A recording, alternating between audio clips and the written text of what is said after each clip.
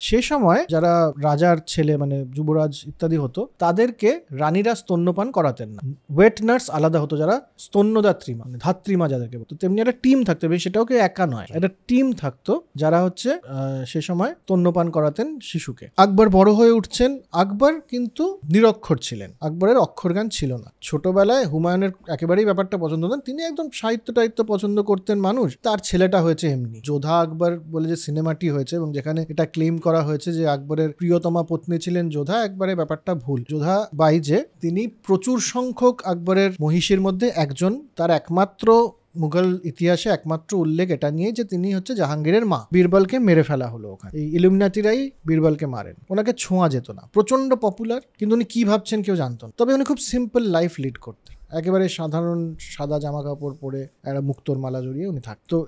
এবং কিছু মানুষ এটাও বলেন যে সম্ভবত আকবরের একটা বাইপোলার ডিসঅর্ডার ছিল। আকবর নিজে একেবারেই খাওয়া দাওয়ারে কোনো শখ ছিল না আকবরের। খাবার দাবারে একটা জিনিস উনি খুব পার্টিকুলার, সেটা হচ্ছে গঙ্গা জল। গঙ্গা জল ছাড়া উনি খেতেন না।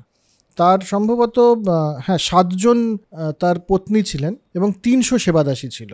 আমির ওমরারা ভয় পেত যদি আকবর তাদের বাড়িতে আসতেন। একটা হিন্দু ব্রাহ্মণ সেক্ট ছিল যাদেরকে দর্শনীয়া বলা হতো। দর্শনীয়ারা ভোরবেলায় আকবরের কেল্লায় দাঁড়িয়ে মুখ দেখানো না অবধি দর্শনীয়ারা মুখে অন্ন তুলতেন না। যে আকবরের সাথে যে সেলিমের বোনছে না, তার একটা কারণ আনারকলি।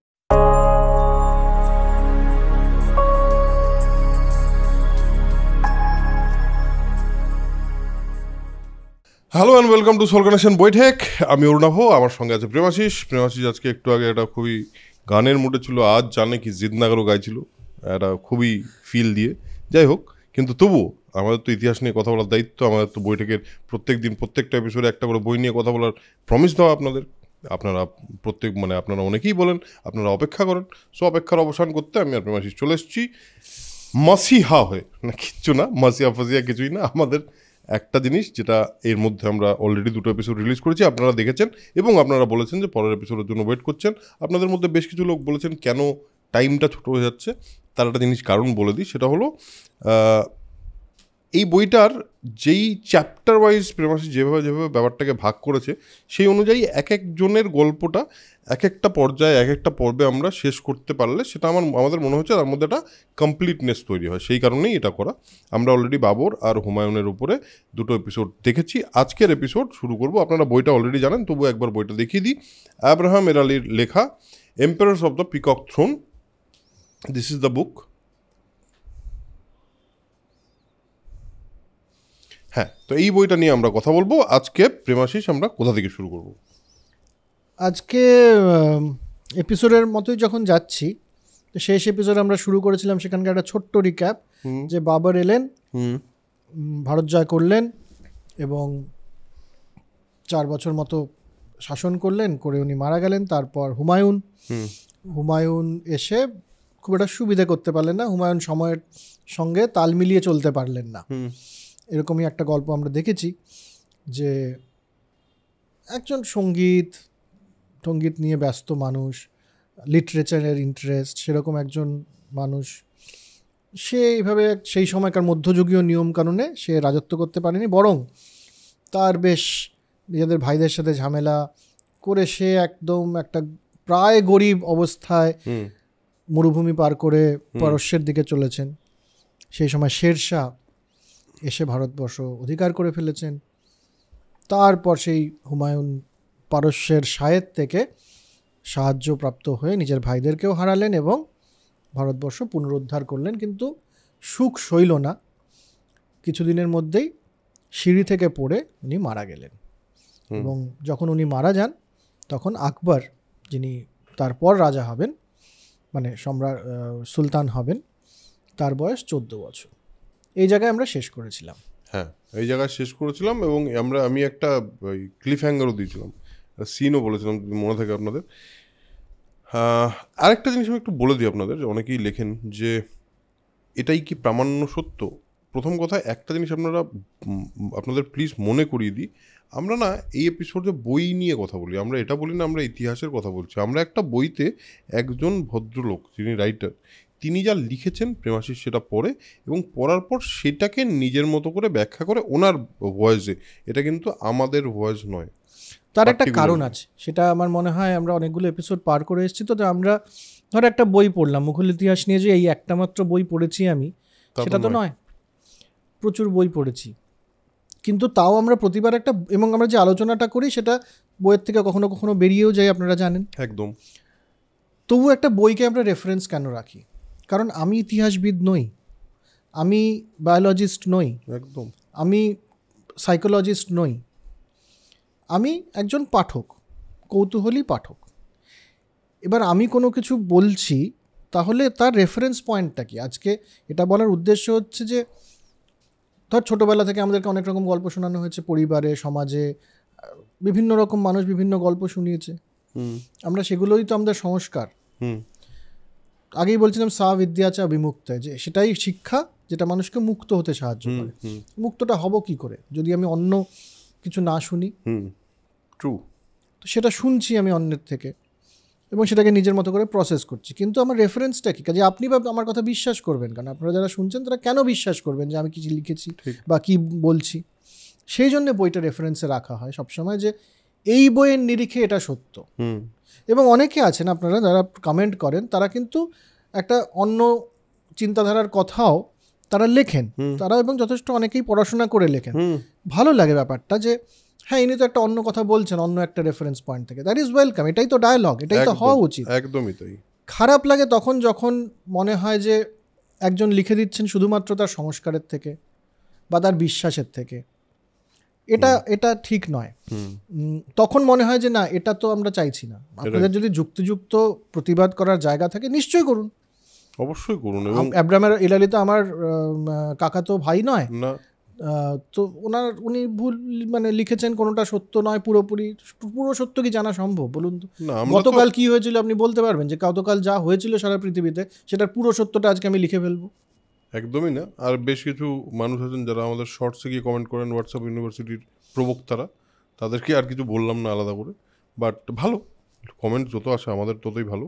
কিন্তু আমি কেন এই কথাটা বললাম তার কারণটা হলো, আমরা একটা বইয়ের রেফারেন্সে যে কথা বলি, এই কথাটা বোঝা একটা মানুষের জন্য আমার মনে হয় খুবই ইম্পর্টেন্ট। প্রেমাশিস যেটা বললো, প্রেমাশিস এক্সপ্লেন করে দিল প্রপারলি। আমরা এবার গল্পে ঢুকবো। আমরা আকবরকে ছেড়ে এসেছি। 14 বছর বয়সে ছেড়ে এসেছি, ছোট একটি শিশুকে। এবার এই আকবরকে না বুঝলে আজকের ভারতীয় উপমহাদেশকে বোঝা সম্ভব নয়। বেশ, আকবরের এতটাই, শুধু আকবর না, তার আগেরও রাজাদের ভূমিকা রয়েছে, তবে আকবরের ভূমিকাও খুব অনস্বীকার্য, খুব বড় একটা ভূমিকা। কারণ এত বছর আকবরের পরে ভারতবর্ষ কেউ শাসন করেননি।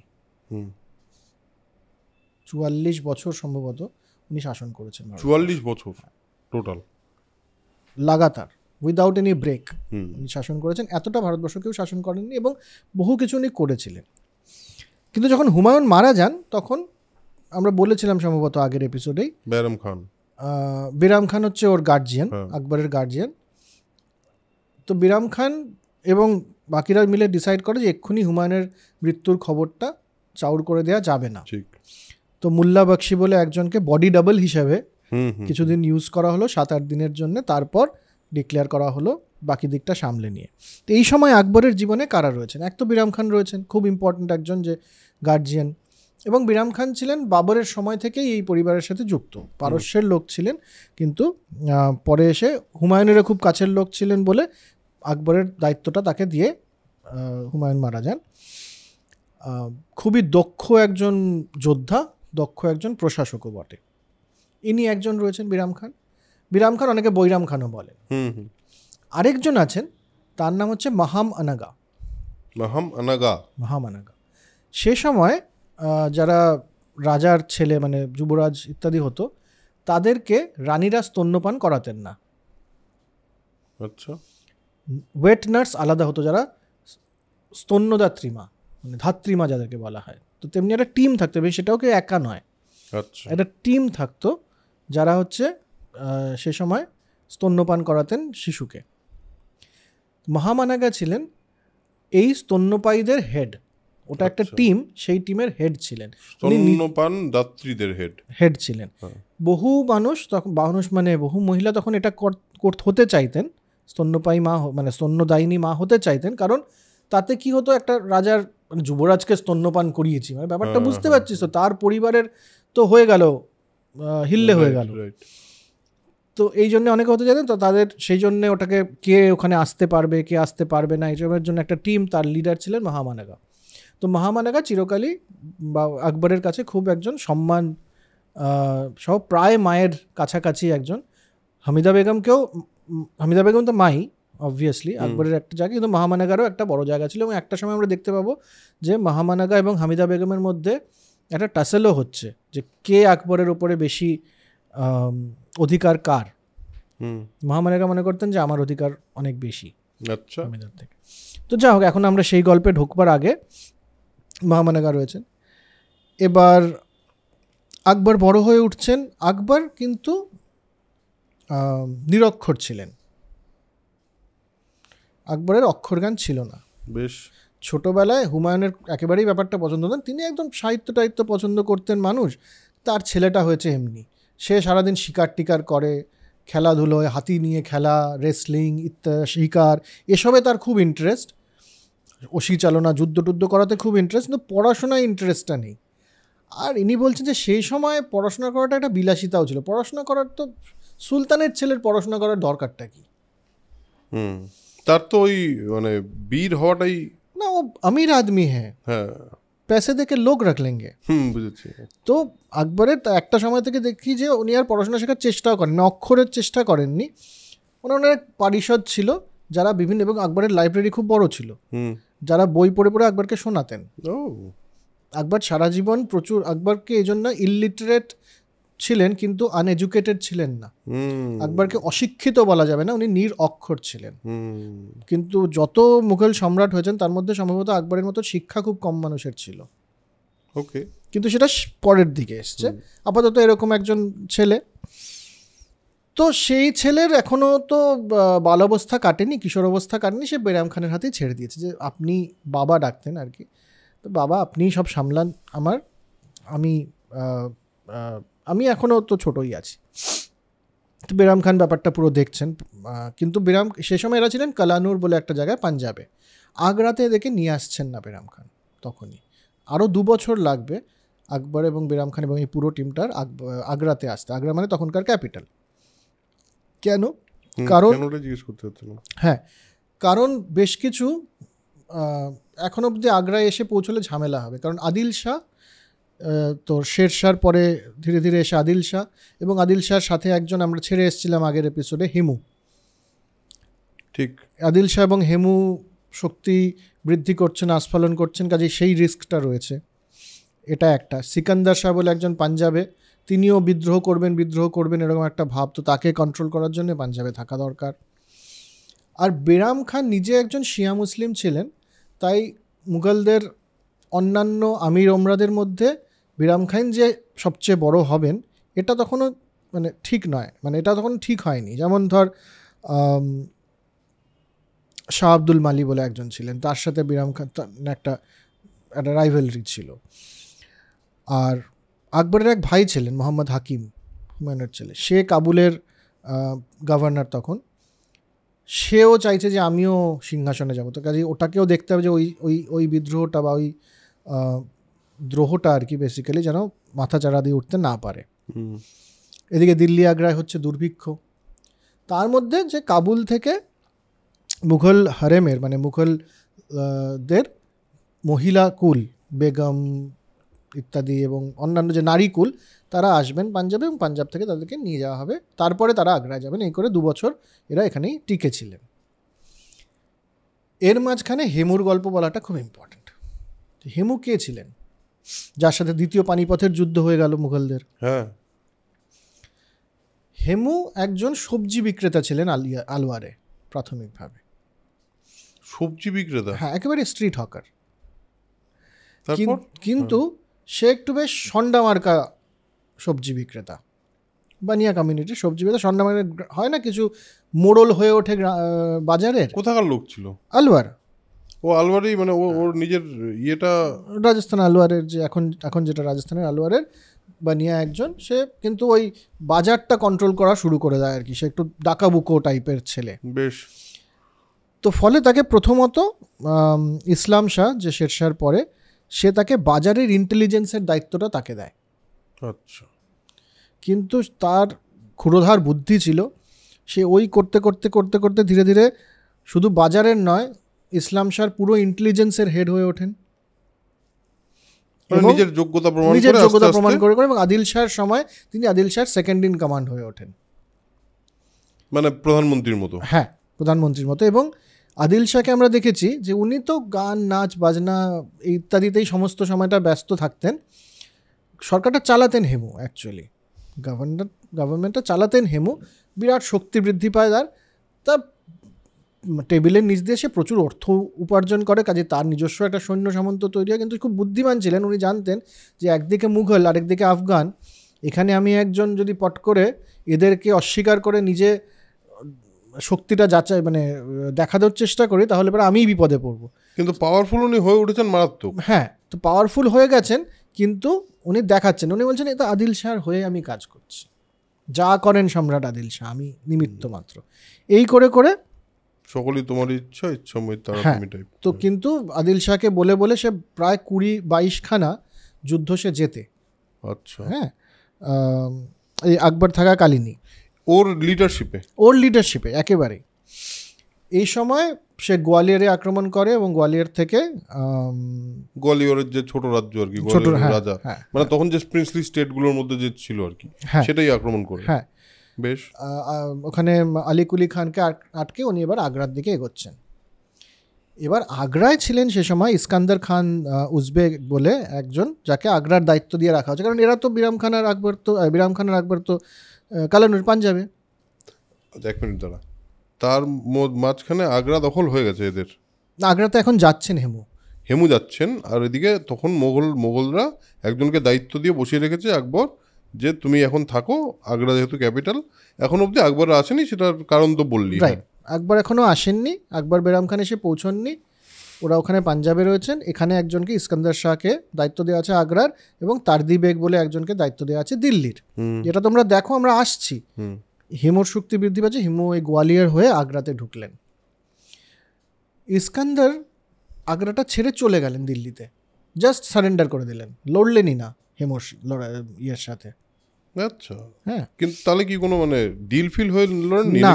এবার এই যে তারদি বেগ ছিলেন, তারদি বেগ ইস্কান্দার শাহ যে ইস্কান্দার খান তারদি বেগের একেবারে মানে রাইট হ্যান্ড ম্যান। তারদি বেগ আর বিরাম খানের একেবারেই বনতো না। তো বিরাম খানের শক্তি ক্ষয় করার জন্যে ছেড়ে দিয়েছিল। হ্যাঁ, ছেড়ে দিয়ে এরা চলে গেল, ইনি চলে গেলেন দিল্লিতে। এবং দিল্লিতে তারদি বেগ এবং ইস্কান্দার খান বললেন চলো দিল্লিটাও ছেড়ে দিই আমরা। দিল্লি সারেন্ডার হয়ে গেল হেমুর কাছে। তার মানে ওরা মুঘলদের এগেনস্টে কাজ করছিল তখন, মুঘল হয়ে একদম বেরাম খানের এগেনস্টে কাজ করছে। এটা ছেড়ে চলে গেলেন পাঞ্জাবে গিয়ে, হ্যাঁ আমরা ছেড়ে চলে এসেছি, এবার তোমরা দেখে নাও ব্যাপারটা। হেমু রাজা হয়ে বসলেন। এবার হেমু দেখলেন যে আমি তো নিজের যোগ্যতায় আমি গোয়ালিয়র হয়ে আগ্রা হয়ে দিল্লি জিতে ফেলেছি, সবজি বিক্রেতা যা মানে দেশের রাজা হয়ে গেল প্রায়। কারণ আগ্রা তো ক্যাপিটাল, আগ্রা দিল্লি। এবং উনি প্রচণ্ড জনপ্রিয় সৈন্যদের মধ্যে, প্রচণ্ড জনপ্রিয় পুরো রাজত্বে। কারণ শেরশাহর পরে এই জিনিসটা তো আর কেউ পারেনি। তো তিনি নিজের নাম রাজা বিক্রমাদিত্য দিয়ে বসলেন। হ্যাঁ, হেমু নিজেকে আমি দিল্লি জয় করার পরে যে আমি এবার রাজা বিক্রমাদিত্য। আফগানরাও প্রচণ্ড তার ফ্যান, তাকে হেমু শাহ বলা শুরু করলো। তাদের মনে হলো যে শেরশাহর সময়টা আবার ফিরে আসবে, এবং সেই সময় তার নামে কয়েন বেরোচ্ছে হেমু শাহর নামে বা রাজা বিক্রমাদিত্যর নামে। কাজে বিক্রমাদিত্যের কয়েন যা পাওয়া যায় ভারতবর্ষে, তার অনেকগুলো হেমুর কয়েন অ্যাকচুয়ালি। বাহ। তো এবং আদিল শাহর তাতে কিছু আসছে যাচ্ছে না।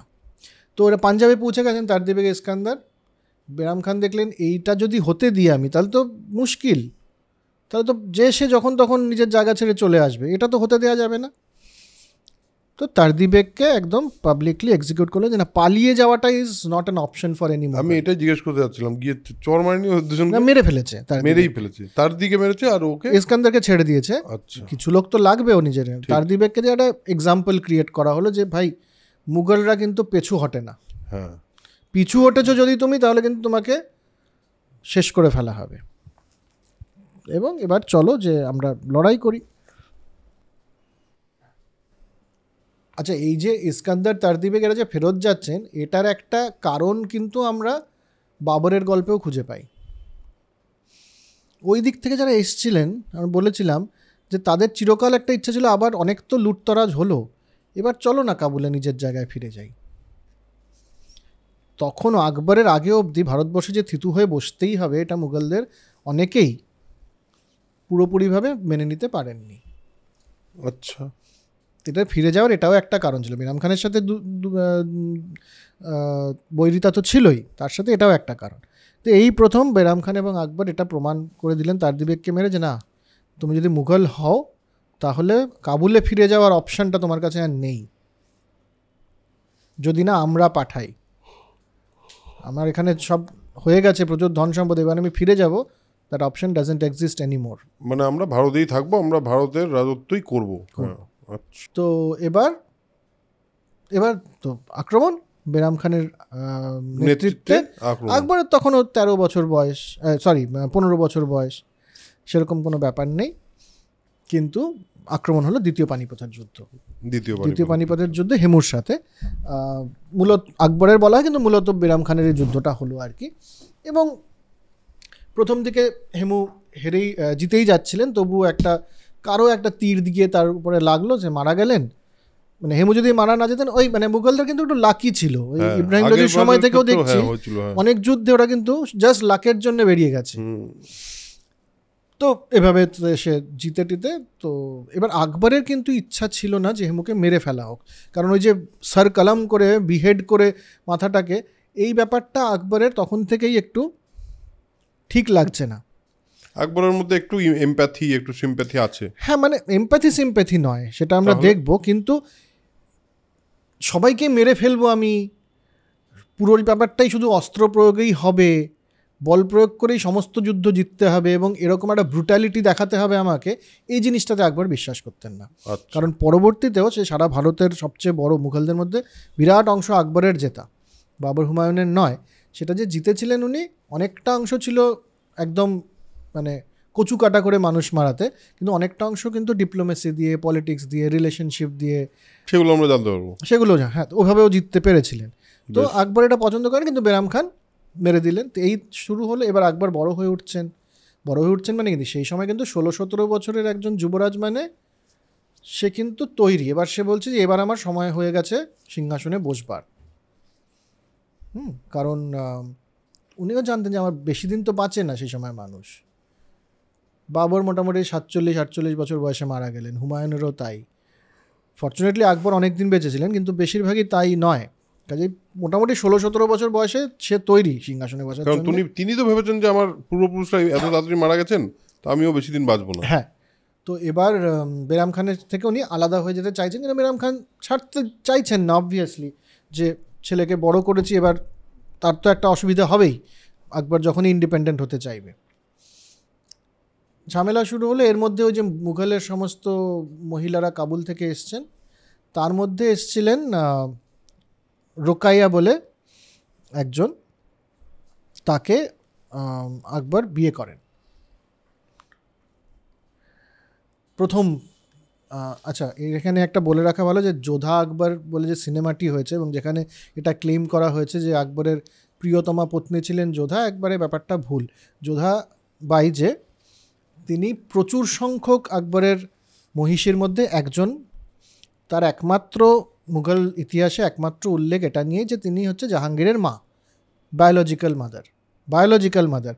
কারণ জাহাঙ্গীরও অ্যাকচুয়ালি রোকাইয়ার সাথে বেশি কানেক্টেড ছিলেন, এর সাথে ছিলেন না, তার মায়ের সাথে ছিলেন না। যখন মায়ের মারা যান, মানে যোধাবাই যখন মারা যান, তখন জাহাঙ্গীর তাকে দেখতেও যায়নি।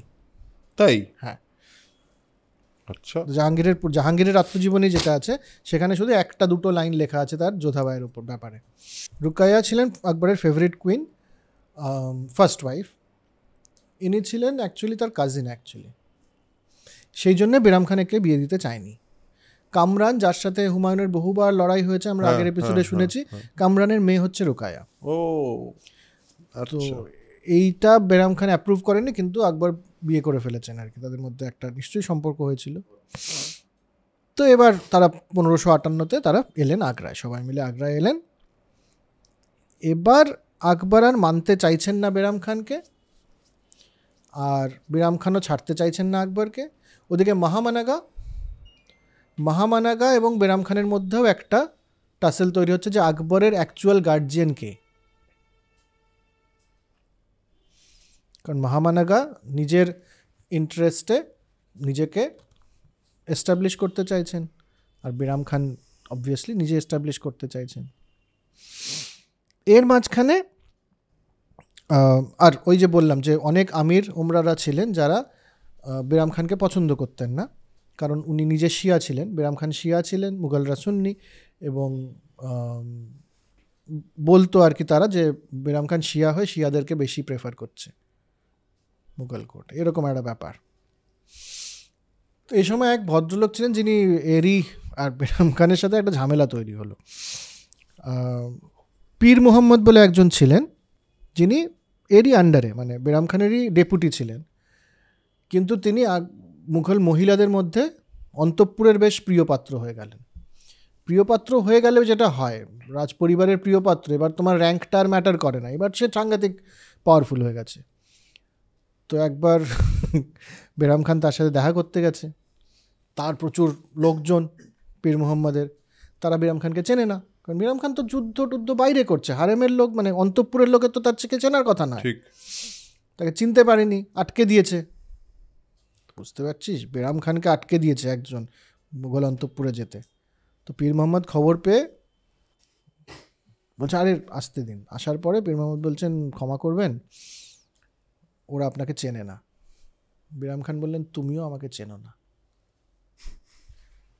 এটা তো একদম সিনেমার ডায়লগ, একদম হেভি সিন। তো পীর মোহাম্মদকে বিতাড়িত করলেন উনি।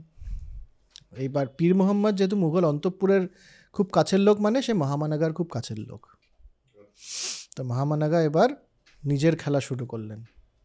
খেলা পুরোটাই তো পলিটিক্স, গেম অফ থ্রোনস। হ্যাঁ হ্যাঁ। আকবরের সাথে মাহামানাগা এ করে বললেন যে বেরাম খানের ছত্রছায়া থেকে যদি বেরোতে হয়, তোমাকে ফিজিক্যালি ছত্রছায়া থেকে বেরোতে হবে। তুমি আগ্রায় থাকবে, বেরাম খানও আগ্রায় থাকবে, তুমি ওর ছত্রছায়া থেকে বেরোতে পারবে না। আর আকবরেরও ইচ্ছা ছিল ওই ছত্রছায়া থেকে বেরোনোর। হ্যাঁ, এখন তো আকবর মোটামুটি 18 বছরের একটা ছেলে হয়ে উঠছে, সে বেরোতে চাইছে।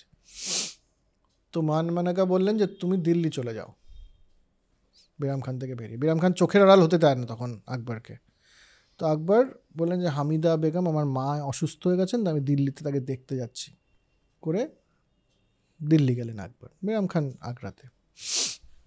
দিল্লি যাওয়ার এদিকে আলাদা করে পাঠানো হয়েছে নিয়ম, মানে লেটার, যে দিল্লিকে কেল্লা দুর্গ তৈরি করে ফেলো, আকবর ঢুকলে পরে সিকিওর করে ফেলো তাকে, বেরাম খান যেন তার কাছে অব্দি পৌঁছতেই না পারে আর। আচ্ছা, নিজেদের মধ্যেই ব্যাপারটা চলছে। আকবর দিল্লি পৌঁছে গেলেন, পৌঁছে বাকি সব আমির ওমরাদেরকে একটা চিঠি লিখলেন যে আপনারা শুধুমাত্র আমার অর্ডার ফলো করবেন, আমার ফরমান ফলো করবেন, বেরাম খানের সাথে আমি কিন্তু বেরাম খানকে ওই অথরিটিটা আর দিচ্ছি না, এখন থেকে অথরিটি আমি। মানে আকবর নিজের পাওয়ারটাকে এস্টাবলিশ করা শুরু করলো। বেরাম খানের কাছে যখন খবরটা এসে পৌঁছলো, উনি বিশ্বাসই করতে পারলেন না, ভাবলেন এটা গুজব। এই তো কাল অবধি পরশু অবধি আকবরকে মানে আমাকে বাবা করে এত সব কথা শুনছিল, এই ফরমান কখনো হতে পারে? তো বেরাম খান রওনা দিলেন দিল্লির দিকে, যে দেখি তো ব্যাপারটা কি। মাঝপথে তাকে আকবর চিঠি পাঠালেন যে আপনি আসবেন না দিল্লিতে, আপনার সার্ভিসের জন্যে আমি প্রচণ্ড কৃতজ্ঞ, আপনি মুঘল সাম্রাজ্যকে যেভাবে সাহায্য করেছেন তার জন্য আমরা কৃতজ্ঞ, কিন্তু আপনি এবার মক্কা চলে যান। মক্কা চলে যেতে বললেন? সেই সময় মানে এটা একটা পানিশমেন্ট পোস্টিং টাইপের, আপনার কাজ হয়ে গেছে, এবার আপনি আসুন, দিকে চলে যান। তো বেরাম খান কিন্তু রওনা দিলেন, বুঝলেন যে আমার দিন শেষ, আমার যা পাওয়ার ছিল, যা তখন তার বয়স হয়েছে নিশ্চয়ই, একটা সার্টেন বয়স হয়েছে, সার্টেন বয়স হয়েছে। তিনি কিন্তু রওনা দিলেন গুজরাটের দিকে। কিন্তু মাহামানাগা হচ্ছে এমন একজন মানুষ যিনি শেষ না দেখে ছাড়বেন না। গুজরাট উনি যাচ্ছেন, পীর মোহাম্মদকে আবার পাঠিয়েছে। পীর মোহাম্মদ আমরা জানি, যার সাথে এই ঝামেলাটা, যাকে বলছে তুমিও আমাকে চেনো না, পীর মোহাম্মদকে পাঠিয়েছে ওর পেছনে ধাওয়া করে। পীর মোহাম্মদ তোমাকে বলেছিল তো তুমি আমাকে চেনো না, এবার গিয়ে বলবে আপনিও আমাকে চেনেন না। এবার বেরাম খানের হয়েছে যে এই অপমানটা নেওয়া যাচ্ছে না, আমার কাজ শেষ হয়েছে, আকবর একটা সুন্দর চিঠি লিখে আমাকে পাঠিয়েছে এবং যথেষ্ট সম্মান দিয়েছে, বলছে এবার চলে যান, আই অ্যাকসেপ্ট। এটা তো অপমান হচ্ছে। উনি আবার পুরো সৈন্য সামন্ত ঘুরিয়ে বলে এবার তো আমি অ্যাটাকই করবো, ছেড়ে দেব না, বিনা যুদ্ধে নাহি দিব। তা একদম আগ্রা দিল্লির দিকে রওনা দিলেন পুরো সৈন্য সামন্ত নিয়ে। হ্যাঁ, সৈন্য সামন্ত নিয়ে ব্যাপারটাতে একটু বুঝতে হবে যে তখন কিন্তু একটাই যে আকবরের মুঘল সৈন্য তা নয় কিন্তু ব্যাপারটা। এর আগের দিনও কোনো একটা এপিসোডে এই নিয়ে কথা হচ্ছিল যে তখন মার্সেনারি টাইপের ফোর্স থাকতো এবং এক একটা লিডারকে ফলো করতো তারা। হ্যাঁ, কেউ হচ্ছে 7,000 মানসবদার, কেউ হচ্ছে 8,000 মানসবদার, কেউ 10,000, কেউ এরকম মানসবদার, মানে আমির ওমরা এরা আর কি। এরা এতজন ফোর্সকে এরা ম্যানেজ করেন, এরা এর ফোর্স। যখন তারা মুঘলের হয়ে সবাই একসাথে লড়ছেন তখন ওটা আকবরের ফোর্স হচ্ছে বা সম্রাটের ফোর্স হচ্ছে। তো বেরাম খানের একটা বড় ফোর্স আছে, এরা বেরাম খানের ওপরেই লয়াল। এরা একেবারে লাহোর দখল করতে চলে গেলেন। লাহোর না দিল্লি? না, আগ্রা দিল্লির ওদিক থেকে কিন্তু গেলেন লাহোর। আচ্ছা। অ্যারেস্ট হলেন, তিলওয়ানা ফোর্টে নিয়ে আটকা থাকেন, কিন্তু মুঘলদের সাথে একটা লড়াই হলো, বেরাম খান অ্যারেস্ট হলেন, তাকে নিয়ে আসা হলো আকবরের কাছে হাত পা বাঁধা অবস্থায়। আকবর কিন্তু তখন দ্রোহী, রাষ্ট্রদ্রোহী একজন তো হয়ে গেছেন বেরাম খান। হ্যাঁ, সম্রাটের উপর আক্রমণ করেছে। কিন্তু আকবর কিন্তু ভোলেননি বেরাম খানকে। এখানেই বলছিলেন যে আকবর কী রকম মানুষ ছিলেন। আকবর কিন্তু তাকে জড়িয়ে ধরলেন, বললেন যে বাবা আপনি তো অনেক করেছেন, আপনার সাথে আপনার এটা করা ঠিক হয়নি, আপনি তো মানে আমাদের লয়াল মানুষ এবং আমি অনেক শিখেছি, আমি আর নিজের হাতে এটা কি করে করতে পারি আপনার সাথে। আমি আপনাকে আবার বলছি, we are very grateful to you, but আপনি প্লিজ মক্কা চলে যান। এবং ছেড়ে দিলেন। হ্যাঁ, বেরাম খানও বুঝলেন যে আমার যেটা প্রমাণ করার ছিল, কারণ গতবার তো আকবর শুধু চিঠি পাঠিয়েছিলেন, এবার তো আকবর সশরীরে দেখা করে সামনে থেকে মেনে নিলেন যে না, বিনা যুদ্ধে বেরাম খান ছাড়ে না, দরকার হলে আমাকে মেরে ফেলো, মানে সে সময়কার ব্যাপার, দরকার হলে তুমি আমাকে মেরে ফেলো কিন্তু আমি তাও অপমান সহ্য করব না। এটা তো আকবর অ্যাকনলেজ করলেন। এবার আত্মসম্মানের জন্যই এই লড়াইটা হলো। তো এবার বেরাম খান চলে যেতে যাচ্ছেন, কিন্তু রাস্তায় কিছু আফগান ফোর্স তাকে অ্যাটাক করলো এবং তাকে মেরে ফেললো, বেরাম খানকে মেরে ফেললো। হ্যাঁ, এবং কোথায় কবর দেওয়া হয়েছে, কোথায় কি করা হয়েছে সেটা আজ অব্দি জানা যায় না।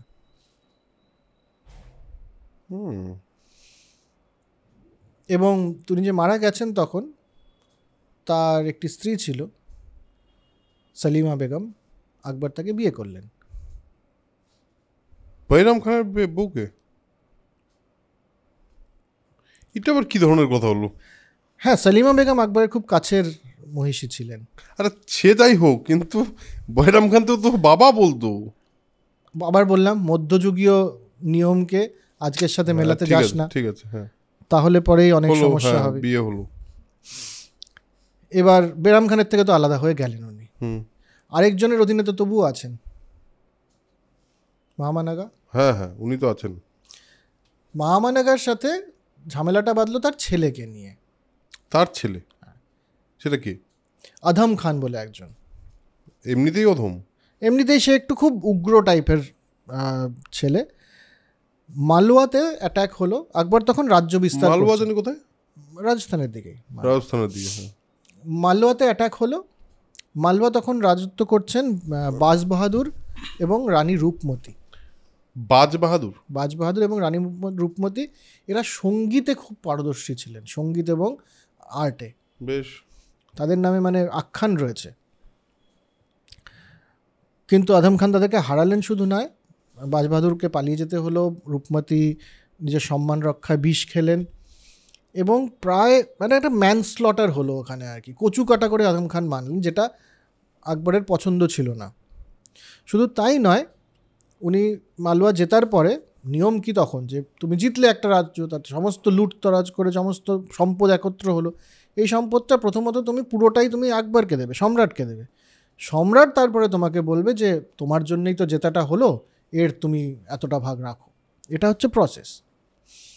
আধম খান জিতে পুরোটা নিজের কাছে রেখে দিয়েছেন, আকবরকে কিছু পাঠাননি। ঠিক করেনি। তো তখন মানে ইন্ডিপেন্ডেন্ট হওয়ার সবারই তো স্বাদ থাকে। হ্যাঁ, ওর মনে হচ্ছিল যে হ্যাঁ যদি আমিও একটা পার্টে যদি কিছু করতে পারি, হ্যাঁ স্বাভাবিক, হ্যাঁ সেটা হয়। তো আকবর সাংঘাতিক রেগে গেলেন, রওনা দিলেন মালওয়ার দিকে। তখন আজম খান বললো না, এবার ব্যাপারটা বাজে হয়ে যাচ্ছে।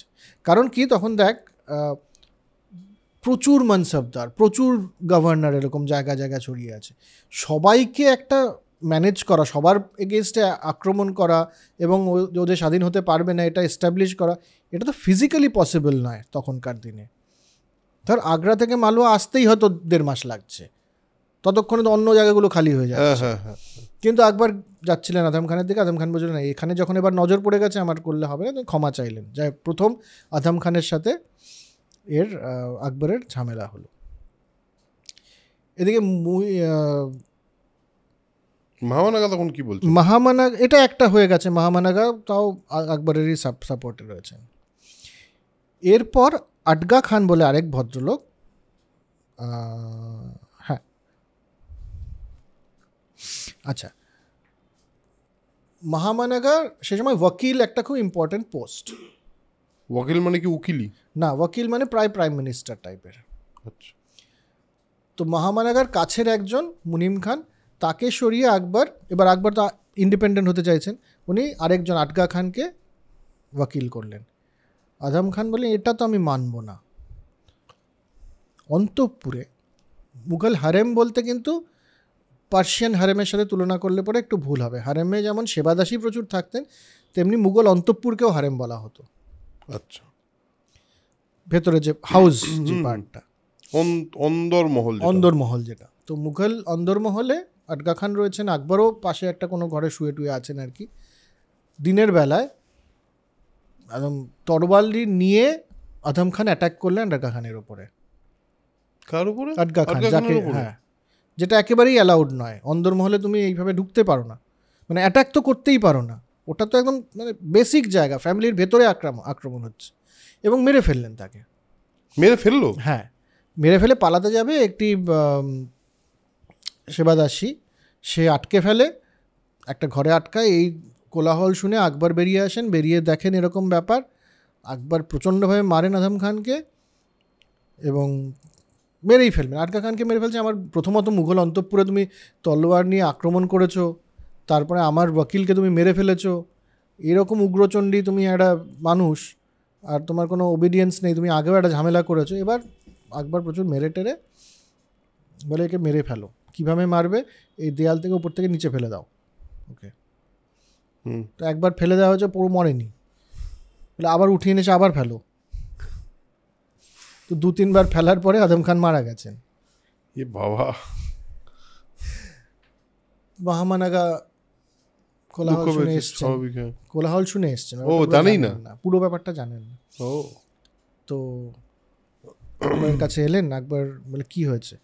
বলে আজম খান এরকম এরকম করেছে, তো আমাকে তাকে শাস্তি দিতে হয়েছে। তাকে 3 বার ফেলে মেরে ফেলেছে, বলেছেন আমাকে তাকে শাস্তি দিতে হয়েছে। মহামানাগা বলেছেন ও তো শাস্তি পাওয়ারই যোগ্য। কিন্তু তখন মহামানাগা জানেন যে শাস্তি দিতে হয়েছে মানে ওকে মেরে ফেলেছে, ভেবেছে হয়তো জেলে টেলে পুড়েছে হয়তো। পরে মহামানাগা জানতে পারে যে তার একমাত্র সন্তান, তাকে মেরে ফেলা হয়েছে। উনি আর কথা বাড়াননি, আর কিছু চেষ্টাও করেননি। দিন 40 পরে মহামানাগা নিজেও মারা যান। 40 দিনের মধ্যে মারা যান, মানে বুঝতে পারেন যে আচ্ছা আর কিছু করে লাভ নেই, ছেলের মানে পুত্র শোক এবং বিভিন্ন কারণে তিনি মারা যান। বেশ। তো এবার আবার ওই যোধা আকবর সিনেমাতে একটা দেখানো হয়েছিল, মহামানাগার ক্যারেক্টারটা ছিল, হ্যাঁ ছিল তো, দাইমা দাইমা করছিল। হ্যাঁ, মহামানাগার ক্যারেক্টারটা যে করেছিল সম্ভবত, হ্যাঁ, যোধা বাইয়ের এগেনস্টে চলে গিয়ে কনস্পিরেসি করছে। মহামানাগা অতদিন বাঁচেনি, ব্যাপারটা পুরো ভুল ইনফরমেশন। তো যাও, আকবর এবার ইন্ডিপেন্ডেন্ট স্বাধীন রাজা হয়ে উঠলেন। এবার আকবরের শুরু হলো রাজ্য জয়। সে সময় বুঝতে হবে যে রাজ্য জয় করাটা একটা রাজার পক্ষে খুব ইম্পর্টেন্ট কাজ ছিল, কারণ মিলিটারিকে সবসময় ব্যস্ত রাখতে হবে। হ্যাঁ, তো উনি সবভাবে জিতছেন বিভিন্ন জায়গা। মূলত একটা ইরিটেন্ট তো ওনার হয়েই আছে, ওই মোহাম্মদ হাকিম, তার যে ভাই, সে বারবার বিভিন্ন আছিলায় আক্রমণ করে বিদ্রোহ করার চেষ্টা করেই যাচ্ছে। তার কিরম ভাই? নিজস্ব ভাই, নিজের ভাই মোহাম্মদ হাকিম। হ্যাঁ, মোহাম্মদ হাকিম, আচ্ছা বেশ। কাবুল থেকে। এবার সবকটা যুদ্ধের কথা বলে লাভ নেই, আকবর প্রচুর জিতেছেন, কিন্তু একটা যুদ্ধের কথা না বললে পরে বা একটা জায়গার কথা না বললে পরে অসম্পূর্ণ থেকে যাবে, সেটা হচ্ছে রানা প্রতাপ এবং চিত্তোর। হ্যাঁ, এটা তো ইম্পর্টেন্ট পয়েন্ট। হ্যাঁ বলো। চিত্তোরের দুর্গ দেখেছি আমি। হ্যাঁ, উদয় প্রতাপ বা উদয় সিং, এটা তো উদয়পুরে আছে না? উদয়পুর উনি বানিয়েছিলেন, মূলত ওনারা ছিলেন চিত্তোরগড়টা ওদের ছিল। চিত্তোরগড় ফোর্ট যেটা সেটা তো উদয়পুরে। এখন উদয়পুরের পার্টি হয়ে গেছে ওটা। হ্যাঁ, কিন্তু আগে উদয়পুর ছিল না, চিত্তোরটাই ছিল। আচ্ছা। তো ইনি ছিলেন রাজপুতদের মধ্যে একটা ডাকাবুকো, উদয়পুর সিং ডাকাবুকো ছিলেন। তো উনি তার ছেলেকে পাঠিয়েছেন শওকত সিংকে আকবরের ওখানে, সবাইকে যেতে হতো, এবং ততদিনে আকবর বিভিন্নভাবে বৈবাহিক সম্পর্ক স্থাপন করে, কোথাও জাস্ট মৈত্রী করে অনেক রাজপুত তাদের কাছে সারেন্ডার করে ফেলেছে। শওকত সিংকেও পাঠিয়েছিলেন। শওকত সিং স্পেশাল প্রিভিলেজ চাইছেন আকবরের কাছে, প্রথমত কারণ আমি হচ্ছে ডাকাবুকো, আমি রাজপুতদের মধ্যে হেড। শওকত সিং এর কথাই বললি না উদয় সিং বললি? উদয় সিং এর ছেলে শওকত সিং। উদয় সিং হলো উদয় সিং এর বিরাট প্রতাপ, আচ্ছা, চিত্তোরের রাজা। হ্যাঁ, এবং শওকত সিং হলো আরেকজন প্রতাপশালী ওর ছেলে। হ্যাঁ। তো ছেলেকে পাঠিয়েছে যে গিয়ে বলো আমার কিছু কন্ডিশন আছে। কন্ডিশন কি? প্রথম কথা হচ্ছে যে আমরা রাজস্থানের লিডার, তো বাকি সবাই যাই করুক না কেন, আমরা আমাদের মেয়ে তোমাকে বিয়ে দেব না, ঠিক আছে? বাকি সব জায়গায় বিয়ে হচ্ছে র্যান্ডাম, আর বিয়ে হচ্ছে প্রত্যেকটা জায়গায় প্রায়। হ্যাঁ, বেশিরভাগ জায়গাতে। জিতে গেলেই বিয়ে করতে হবে। জিতে গেলে টালে নয়, আমি এই রাজত্বের সাথে একটা মৈত্রী স্থাপন করতে চাই। মৈত্রী স্থাপন কিভাবে হবে? হয় আমার সাথে বা আমার ছেলেদের সাথে তোমার বাড়ির মেয়েদের বিয়ে দাও। আচ্ছা। তো বলে আমরা বিয়ে দেবো না। আকবর বলে এটা খুব একটা বড় কন্ডিশন নয়। সেকেন্ড, পার্সোনালি তোমার কোর্টে আমি থাকবো না, তোমার দরবারে আমি পার্সোনালি থাকবো না, আমার লোক থাকবে। সেই সময় যারা বাকিরা ছিলেন তাদেরকে পার্সোনালি প্রেজেন্ট হতে হতো দরবারে। হ্যাঁ, যখনই ডাকবেন তখনই পার্সোনালি এসে যেতে হবে। আকবর এটা ঠিক মেনে নিতে পারছিলেন না। তো ছিলেন শওকত সিং বেশ কিছুদিন, তখন তাকে মানে তোমার বাবা যেটা করছে না তার জন্য কিন্তু তাকে শাস্তি পেতে হবে, এটা খুব মজার ছলেই বলেছিলেন মনে হয় আপাত দৃষ্টিতে। আবুল ফজলের লেখায় তাই মনে হয় যে এটা শওকত সিং ভেবেছে এটা সিরিয়াস, আকবর আসলে সিরিয়াসলি বলেনি, কারণ বিয়ে টিয়ে না করতে পারলে ওর খুব একটা আপত্তি নেই, মৈত্রীটাই হচ্ছে আসল কথা। তো শওকত সিং পেছন চলে যায় বাবার কাছে, গিয়ে বলে কি আকবর আক্রমণ করতে আসছে। উদয় সিং সৈন্য সামন্ত বাড়ানো শুরু করে এবং চিত্তোর ছেড়ে সে চিত্তোর জয়মালের নামক একজন সেনাপতির হাতে দিয়ে সে উদয়পুর বলে একটা জায়গা স্থাপন করে আলাদা করে নিজের জন্য। তো এইসব যখন শক্তি বৃদ্ধি হয়ে গেছে, এবার আক্রমণ করছেন আকবর চিত্তোরের দুর্গ, বিখ্যাত যুদ্ধ সেটা। চিত্তোরের যারা গেছেন তারা জানেন এটা পাহাড়ের ওপরে দুর্গটা, এরকম স্ট্র্যাটেজিক্যালি ওখানে বানানো হতো পাহাড়ের ওপরে দুর্গগুলোকে, কারণ এই নিচ থেকে যাওয়াটা খুব মুশকিল। আক্রমণ যদি করতে হয়, ওপর থেকে তো মানে তীর কামান সব ছোড়া হতে থাকে, এরা পৌঁছে যেতে পারবে না, চট করে পৌঁছে যেতে পারছে না। তো এরা মুঘলরা একটা বের করেছিলেন যে একটা কাভার্ড টানেলের মতন বানাতে তারা উপর অব্দি যাবেন, সাবাত বলা হতো সেটাকে। ওই যে পাকদণ্ডি যেটাকে বলে পাহাড়ে, সেই পাকদণ্ডিগুলো দিয়ে কাভার্ড একটা টানেল বানিয়ে উপরে উঠবেন। বাবা, আমের ফোর্টও জয়পুরে যে আমের ফোর্ট, সেটাও কিন্তু যে রাস্তাটা ওঠার, সে রাস্তাটা কিন্তু যে মেন রাস্তাটা আর কি, সে রাস্তাটা কিন্তু একদম খুবই যথেষ্ট সরু রাস্তা। এবং সত্যি ভেবে দেখলাম যে চিত্তরগড় ফোর্টেরও রাস্তা খুব সরু, রাইট। তো ওরা ওইভাবে ওঠার চেষ্টা করছেন, আকবর ওখানে ক্যাম্প করে বসে রয়েছেন, উঠবার চেষ্টা করছেন, কিন্তু ওই টানেল বানাতে গিয়ে ওপর থেকে তো সমানে কামান বৃষ্টি আর গুলি বৃষ্টি হচ্ছে। জয়মালের মতো সেনাপতি রয়েছেন সেখানে, দিনে প্রায় 100 ওয়ার্কার মারা যাচ্ছে এদের আকবরের সৈন্যের। তো একদিন অনেকটা কাছাকাছি আকবর দেখছেন যে সবার কতটা তৈরি হলো টানেল, দেখছেন একটা মনে হচ্ছে কেউ কাটা ধরনের কেউ, সে এসে বাইরে দেখছে ওদের ওখান থেকে ফোর্ট থেকে বেরিয়েছে, চিত্তরগড় থেকে বেরিয়ে দেখছে যে প্রিপারেশনটা কীরকম। আকবরের কি মনে হলো নিজের ফেভারিট রাইফেলের তখন নাম থাকতো, নিজের ফেভারিট সে রাইফেলের নাম সংগ্রাম থেকে তিনি গুলি ছুড়লেন, এই লোকটা মরে গেল। এই লোকটা আনফর্চুনেটলি ছিল জয়মাল, যে মেইন সেনাপতি। আচ্ছা, তো আবার মুঘলদের লাক, জয়মাল পড়ে যাওয়াতে চিত্তরগড় এবার বিশৃঙ্খল হয়ে গেল। ওরা সেনাপতি মরে যাওয়াতে এবার মুঘলরা পুরোপুরি অ্যাটাক করা শুরু করলেন। এই আকবর তখন দেখলেন জওহর ব্রত হলো চিত্তরগড়ে জওহর ব্রত, কিন্তু এখানে তখন জিতে গেলেন তিনি। ওই পার্টিকুলারটা ইনসিডেন্ট, জয়মাল মরে যাওয়াতে উনি জিতে গেলেন। কিন্তু রাজপুতরা তো যুদ্ধ ছেড়ে যাবে না। মহিলা এবং অনেকেই মানে অন্তঃপুরের মহিলারা এবং শিশুরা জওহর ব্রত করলো, কিন্তু বলছে তোমাকে জিততে হবে চিত্তরগড়, প্রতিটা ঘরের লোককে মেরে, তবে প্রতিটা ঘরেই আমরা লড়াই করব। এবং সেই লড়াইয়ের দীর্ঘ বিবরণ রয়েছে, যে একটা প্রায় 30,000 লোককে মারা হয়েছিল। একবার মুঘল সৈন্য গিয়ে 30,000 লোককে জাস্ট স্লটার্ড ইনসাইড চিত্তরগড়। তার কারণ হচ্ছে কল্পি বলে একজন, সে কিছু মানুষকে নিয়ে মুঘলদের বেশ পরে বেরিয়ে রেস্কিউ করে নিয়ে চলে গেছে। এতে আকবরের খুব খারাপ লেগেছে। তো এবার এটা লড়াই হলো, মানে এত মারা গেছিল নাকি, মিথও হতে পারে এটা, যে সবার মাথা কেটে ওজন করে দেখা হয়েছিল যে কতজন মারা গেছে, কত ওজনের আমরা মাথা, কারণ মাথাটা একটা ইম্পর্টেন্ট মুঘলদের কাছে, এটা তো প্রথম থেকেই। তো এটা, তবে এটা মিথও হতে পারে। হ্যাঁ, এটার খুব স্পষ্ট বিভিন্ন জায়গায় বিভিন্ন কথা বলা আছে। তবে স্লটার যে হয়েছিল একটা সাংঘাতিক রকম চিতরে এবং জওহর হয়েছিল, সেটা নিয়ে কোনো মানে নেই, দ্বিউক্তি নেই। চিত্তরের যেই জওহর ব্রতটা নিয়ে গল্প আছে, সেটা কিন্তু এই লড়াইটা নয়, সেটা আলাউদ্দিন খিলজির সময়কার লড়াই। জানি। হ্যাঁ। তো চিত্তর জিতে গেলেন। অদ্ভুত দেখ কেমন সেই মধ্যযুগটাকে, আমি যে বারবার আমরা বলি যে সেই সময়টাকে আজকের লেন্স দিয়ে দেখলে পরে ব্যাপারটা ভুল হবে। যখন জিতে আকবর বেরিয়ে আসছেন, তখন চিত্তর এবার হলো, চিত্তরের গড়ের সামনে দুটো মূর্তি বানালেন উনি, জয়মালের মূর্তি বানালেন।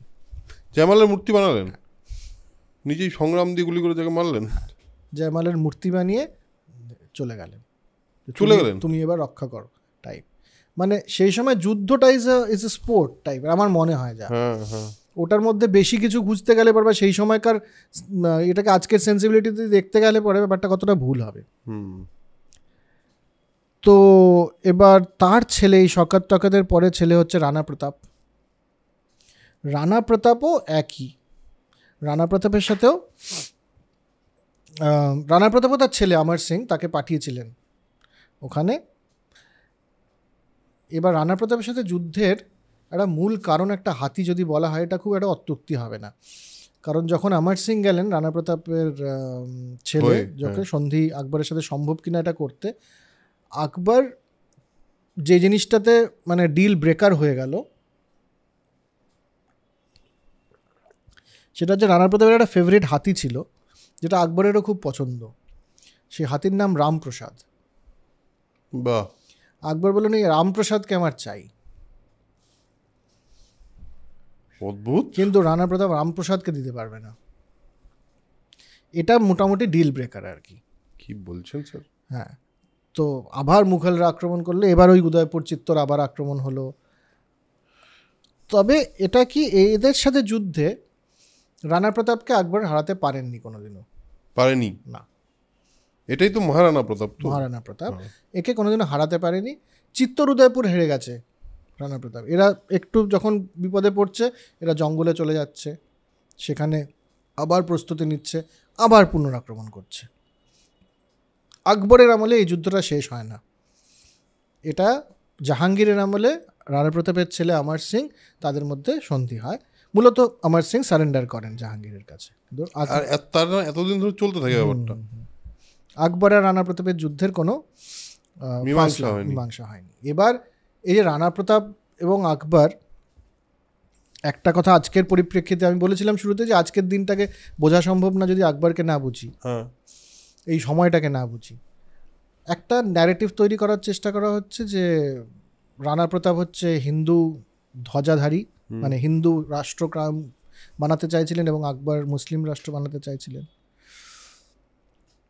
যে সবচেয়ে বড় হলদিঘাটের যুদ্ধ হয়েছিল এদের মধ্যে, রানা প্রতাপ আর এর মধ্যে, আকবরের মধ্যে 1576-এ হলদিঘাটের যুদ্ধে রানা প্রতাপের যে সবচেয়ে বড় সেনাপতি তার নাম কি? হাকিম সুর, যিনি হচ্ছেন একজন আফগান মুসলিম অফকোর্স। এবং মুঘলদের থেকে কে লড়াই করছেন সে সময়? রানা প্রতাপের ভাই রানা সাগরাজ এবং মানসিং। সবাই মানসিং না, সবাই মানসিং না, মানসিং রাজা ভগবান দাসের ছেলে। ও আচ্ছা। তো কাজে এই লড়াইগুলো এবং রাজপুতদের সাথে আফগানরা, যেহেতু আফগানরা ভারত হেরে গেছে, এরা দেখছে যে রাজপুতরাই একমাত্র কন্টেস্টটা দিতে পারে, প্রচুর আফগানরা রাজপুতদের সাথে জুড়ে গেছিল। মানে তার মধ্যে একটা পলিটিক্স ছিল, একটা মানে বিগার পলিটিক্স ছিল অফ পাওয়ার। বিগার পলিটিক্স মানে politics of power, politics of power, battle of power. এবং সেক্ষেত্রে আর কিছুই না, মানে তুই যেটা বলতে চাইলি সেটা হলো ধর্ম টর্ম কোনো কিছুই ব্যাপার না, কোনো রাষ্ট্র প্রতিষ্ঠা করে না, আসলে হলো পাওয়ার দখল করার লড়াই ছিল। একদম একদম। এবং আবার উল্টো দিকেও এই যে আকবর হিন্দু মহিলাদেরকে বিয়ে করেছিলেন সাংঘাতিকভাবে, আকবর প্রথম নন, এটা কাস্টম ছিলই ভারতবর্ষে। হ্যাঁ, বিজয়নগরের মেয়ে দেয়া হয়েছে ফিরোজ শাহ বাহমানিকে, মারাঠাদের সাথে বিয়ে হয়েছে ওদের, মুকুন্দরাও মারাঠা ইউসুফ আদিল শাহর সাথে বিয়ে হয়েছে বিজাপুরে। এগুলো চলেছে, বহু সংখ্যক হয়েছে। যেখানে আকবর আলাদা ছিলেন সেটাও একটু বোঝা দরকার, সেটা হচ্ছে মুঘল অন্তঃপুরে আসার পরেও এই সব রানীদেরকে তাদের ধর্ম পালন করতে দেয়া হয়েছিল। এটা একটা বড় ব্যাপার। হ্যাঁ, কনভার্ট কাউকে করা হয়নি। সেটা কিন্তু বিরাট একটা, এই মুহূর্তে দাঁড়িয়ে সেটা দেখতে গেলে সেই সময়কার কিন্তু বিরাট লিবারেল একটা ব্যাপার। অবশ্যই আমরা সেই আলোচনাতে ফিরবো যে আকবর কি লিবারেল ছিলেন, আকবরের ধর্মবিশ্বাস কি ছিল, এটা নিয়ে বিরাট বিতর্ক রয়েছে, আমরা সেটা নিয়ে একটুখানি আলোচনা করব আজকে। বেশ। কিন্তু আকবরের তো বিজয় সম্পূর্ণ হয়নি। রানা প্রতাপের সাথে যুদ্ধ হলো। এবার এত বড় একটা বিষয়, চিত্তর হেরে যাওয়ার পর রাজপুতরাও একটু ভয় পেলেন অনেকেই, এবং বাকিরাও বলে যে যা হয়েছে চিত্তরে সেই গল্প তো মুখে মুখে চাউর হয়ে গেছে। এবার বেশিরভাগই সারেন্ডার করলেন, কিছু জায়গায় লড়াই, কিছু জায়গায় মৈত্রী, কিছু জায়গায় ভয়, এই করে করে আকবরের বিরাট সাম্রাজ্য স্থাপন হলো।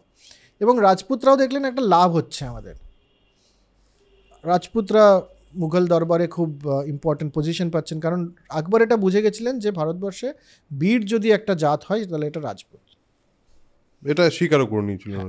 কাজেই রাজপুত যাদেরকে উনি মানসবদার করেও আনতেন তাদেরকে অনেক ইম্পর্টেন্ট পজিশন দিতেন। সে তারা আফগানিস্তান অবধিও চলে যেতেন ব্যবসা বাণিজ্য ইত্যাদি করতে, তো তাদের জাগিরটাও বাড়ত। তো একটা মোটামুটি পিসফুল কোএক্সিস্টেন্স চলছিল দীর্ঘকাল ধরে। এবার আকবরের সময় বিদ্রোহ হয়েছে বেশ কিছু। তার মধ্যে যেই সব জায়গাটা চিরকাল আমরা আগেও বলেছি যে যেই জায়গাটা কেন্দ্রের শাসন কখনোই মানে না, সেটা হচ্ছে বাংলা। একদম, বাংলার কথা তো এখন, হ্যাঁ একবার তো বাংলাও তো দখল করতে হবে। যদি বাংলাটা ছিল এর হাতে, কিন্তু বাংলার মাটিতে যে কি আছে, 1572 বাংলার যে তখন দাউদ বলে যে সে বিদ্রোহ করে, আমি আকবর মানি না, খুতবা পড়িয়ে দিয়েছে নিজের নামে। তখন খুতবা পড়িয়ে দেওয়া মানেই হলো, খুতবা পড়িয়ে দেওয়া মানে আমি স্বাধীন ঘোষণা হয়ে গেল। তো আকবর আক্রমণ করলেন, মানে আক্রমণ করতে এলেন, ওরা মেনে নিল, কিন্তু ওই পুরোপুরি মানা হচ্ছে না। মুসলিম মানে আরবান সেন্টারগুলোতেই শুধুমাত্র আকবরের শাসন রয়েছে, বাকিটা কিন্তু স্বাধীন।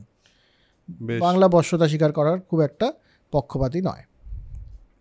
এদিকে এই সময় এই রাজপুতরা এসে, বাকিরা এসে আকবরের মানে আকবরের দরবারে হিন্দুদের বেশ প্রতিপত্তি বেড়ে গেছে।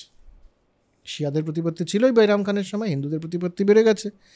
এটা সেই সময়কার রাজত্ব কিন্তু, মুঘল রাজত্ব কিন্তু একটা থিওক্রেটিক স্টেট ছিল। থিওক্রেটিক স্টেট মানে ধর্মের নামে শাসন হচ্ছে, ধর্মের নামে শাসন হচ্ছে মানে হ্যাঁ, রাজনীতি যেটা চলছে, যুদ্ধবিগ্রহ যেটা চলছে, রাজত্ব বিস্তার যেটা চলছে, লুটতরাজ যা চলছে, সেগুলো আলাদা, কিন্তু এর লেজিটিমেসিটা আসছে কোত্থেকে? যে আমরা তো ইসলাম প্রবর্তন করছি। যেটা ব্রিটিশরাও করেছে, যে আমরা তো খ্রিস্ট ধর্ম প্রবর্তন করছি, আসলে অশিক্ষিতদের শিক্ষিত করছি, তো রাজনীতিটাকে ইম্পর্টেন্স দেওয়া হচ্ছে না। তো আকবর এটার থেকে একটু বেরিয়ে যেতেছে, কাজেই ওই থিওক্রেটিক স্টেটের এগেনস্টে যাওয়াটা খুব মুশকিল, কারণ রিলিজিয়াস যে হেড তাকে মানতেই হবে, সম্রাটকে অ্যাটলিস্ট একটা সম্মান দিয়ে রাখতেই হবে। আকবর এটার থেকে একটু বেরিয়ে আসছেন, হিন্দুদেরকে রিক্রুট করে ফেলছেন ইম্পর্টেন্ট জায়গাগুলোতে, এবং একদম অর্থোডক্স ইসলামকে মানছেন না, নিজে তোর কি বলে কুকুর পুষছেন, যেটা ইসলামে ঠিক নয়, একেবারেই হারাম। তো এই ব্যাপারগুলো একদম পছন্দ হচ্ছে না। তো মুল্লা মোহাম্মদ ইয়াজদি এর সাথে একটা, এ হচ্ছে সাদার মানে রিলিজিয়াস হেড, তার সাথে আকবরের ঝামেলা হলো, এবং মুল্লা মোহাম্মদ ইয়াজদি একটা ফতোয়া দিলেন যে আকবর হচ্ছে কি বলে অ্যাপোস্টেসিকে কি বলে বাংলায়, বিধর্মী আর কি। হ্যাঁ, সমস্ত মুসলিমের এটা কর্তব্য যে আকবরের বিরুদ্ধে রুখে দাঁড়াতে হবে, এরকম ফতোয়া জারি করে দিলেন। হ্যাঁ, ফতোয়া জারি করি 1579-80 এরকম সময়। তো এ সময় হ্যাঁ, তো এটার সুযোগ কে নিলে, এটাতে ওই যে মির্জা হাকিম, মোহাম্মদ হাকিম যে আকবরের ভাই, সে মনে করলো যে হ্যাঁ, সারা ভারত তাহলে এবার উদ্বেলিত হয়ে উঠবে ইয়াজদির কথা, এবং মোটামুটি যারা আমাদের সৈন্য সামন্ত আছে তারা ধর্মের নামে আকবরের এগেনস্টে লড়াই করবে। সে বাংলা বিহারটাকে নিয়ে সে আক্রমণের জন্য, এবং কাবুলে এসেছিল, এবং বাংলা বিহার এই নিয়ে সে ব্যাপারটাকে উদ্বুদ্ধ করেছে। কমিউনিকেশন কি করে হতো? নিশ্চয়ই গুপ্তচর ছিল, বা ঘোড়ায় টোড়ায় করে কেউ পৌঁছে দিত, ইমেল তো ছিল না। হ্যাঁ, হোয়াটসঅ্যাপ তো করে দিতে পারবে না যে কি, কিন্তু ব্যাপারটা অদ্ভুত না, এই সমস্ত খবর জানা। আমার ধারণা এই টাইম লাইনটার একটা ব্যাপার আছে, মানে ব্যাপারটা খুব তাড়াতাড়ি হতো না। না, ছিল, সময় লাগতো। হ্যাঁ, অবশ্যই ছিল। কিন্তু এবং উনি আক্রমণ করার তৈরি হচ্ছেন, কিন্তু ব্যাপারটা একেবারেই ইয়াজদির কথা না। আকবরকে মানুষ খুব ভালোবাসতো, এবং আকবরের কাছে তখন রাজপুত সৈন্য প্রচুর। তো এরা সবাই মিলে আক্রমণ করতে যাবেন হাকিমকে। তো যাই হোক, উনি পারলেন না জিততে, এবং কাবুলে ওকে সরিয়ে বাখতুন্নিসা নিজের বোনকে রেখে আকবর ফিরে এলেন। তো মির্জা হাকিমের কাহিনী এখানে শেষ। আরেকটা বড় বিদ্রোহ হয়েছিল ইলুমিনাটিদের দ্বারা। What do you mean by ইলুমিনাটিদের দ্বারা? এই গল্পটা শোনেননি তো? আফগানিস্তানে বায়েজিদ বলে একজন ছিলেন। তিনি মনে করতেন, মানে তিনি তার একটা কাল্ট বানিয়েছিলেন, যাদেরকে ওরা বলতেন রশনাই। ये रोशनाई वाले लोग हैं, মানে ইলুমিনাটির। ও হ্যাঁ, ইলুমিনাতি মানেও তো রোশনাই। এই রশনাইরা ছিলেন বায়েজিদের ফলোয়ার। এর টিচিং ছিল যে নেচারকে হচ্ছে সবচেয়ে সুপ্রিম, যারা নেচারকে ভালোবাসে, পুরো পৃথিবীর শাসন করার অধিকার শুধুমাত্র তাদের, অর্থাৎ রশনাইদেরই অধিকার আছে পৃথিবী শাসন করার। মানে এখনকার ইলুমিনাতির যে কনসেপ্ট বা কনস্পিরেসি থিওরি যাই বলে থাকি, সেটা একেবারেই তাই। হ্যাঁ, আচ্ছা। তো এখানে এবার এরা এবং তার ছেলে জালালউদ্দিন, তার নামও জালালউদ্দিন, এরা বেশ ওই এলাকাটাতে, কাবুলের আফগানিস্তানের ওই এলাকাটাতে তারা বেশ শক্তিশালী হয়ে ওঠে, একটা বিদ্রোহ স্থাপন করে, এবং মানে রুল করছে। ওরা তো আর কারো কথা সন্ধি করবে না, ওদের তো একটা ডিভাইন রাইট এখানে রুল করার। আকবর পাঠালেন, দুজনকে পাঠালেন, তোডরমাল এবং বীরবল। ও, এরা কখন আসলো এইসব নেই কথা? হ্যাঁ, মানে এসছেন মহেশ দাস, রাজা ভগবান দাস ছিলেন রাজপুত একজন, যিনি সারেন্ডার করেছেন এবং বিয়ে দিয়েছেন। বীরবল সেই খানকারী লোক, মেওয়ারের। তানসেন কবে এসছেন এরকম কোনো? তানসেন এসছেন আরো পরে। আচ্ছা, এবার তোডরমাল বীরবলকে পাঠিয়েছিলেন, এবং বীরবলকে মেরে ফেলা হলো ওখানে। হ্যাঁ, এই ইলুমিনাতিরাই বীরবলকে মারেন। ও, তার মানে সেন্স অফ হিউমার পছন্দ ছিল না ইলুমিনাতিদের। এটাতে আকবর কিন্তু খুব দুঃখ পেয়েছিলেন। আর আকবর আর বীরবলের সম্পর্ক নিয়ে কি কিছু লেখা আছে এই বইটাতে? প্রচণ্ড ভালো সম্পর্ক ছিল, মানে আকবর একজন এমন মানুষ ছিলেন যাকে ছোঁয়া যেত না, যিনি প্রচণ্ড প্রাইভেট লাইফ লিড করতেন। উনি কী ভাবতেন এটা সারা সাম্রাজ্যের এবং তার খুব কাছের কিছু মানুষ ছাড়া কেউ জানতো না। সেই খুব কাছের কিছু মানুষের মধ্যে একজন হচ্ছেন বীরবল। আচ্ছা, এই যে আকবর বীরবলের যে পরবর্তীতে আমরা যত যত গল্প টল্প শুনেছি সেগুলো তো বেশিরভাগই ফিকটিশিয়াস। হ্যাঁ, কিছু গল্প কি অলরেডি দেয়ার? না, এখানে নেই।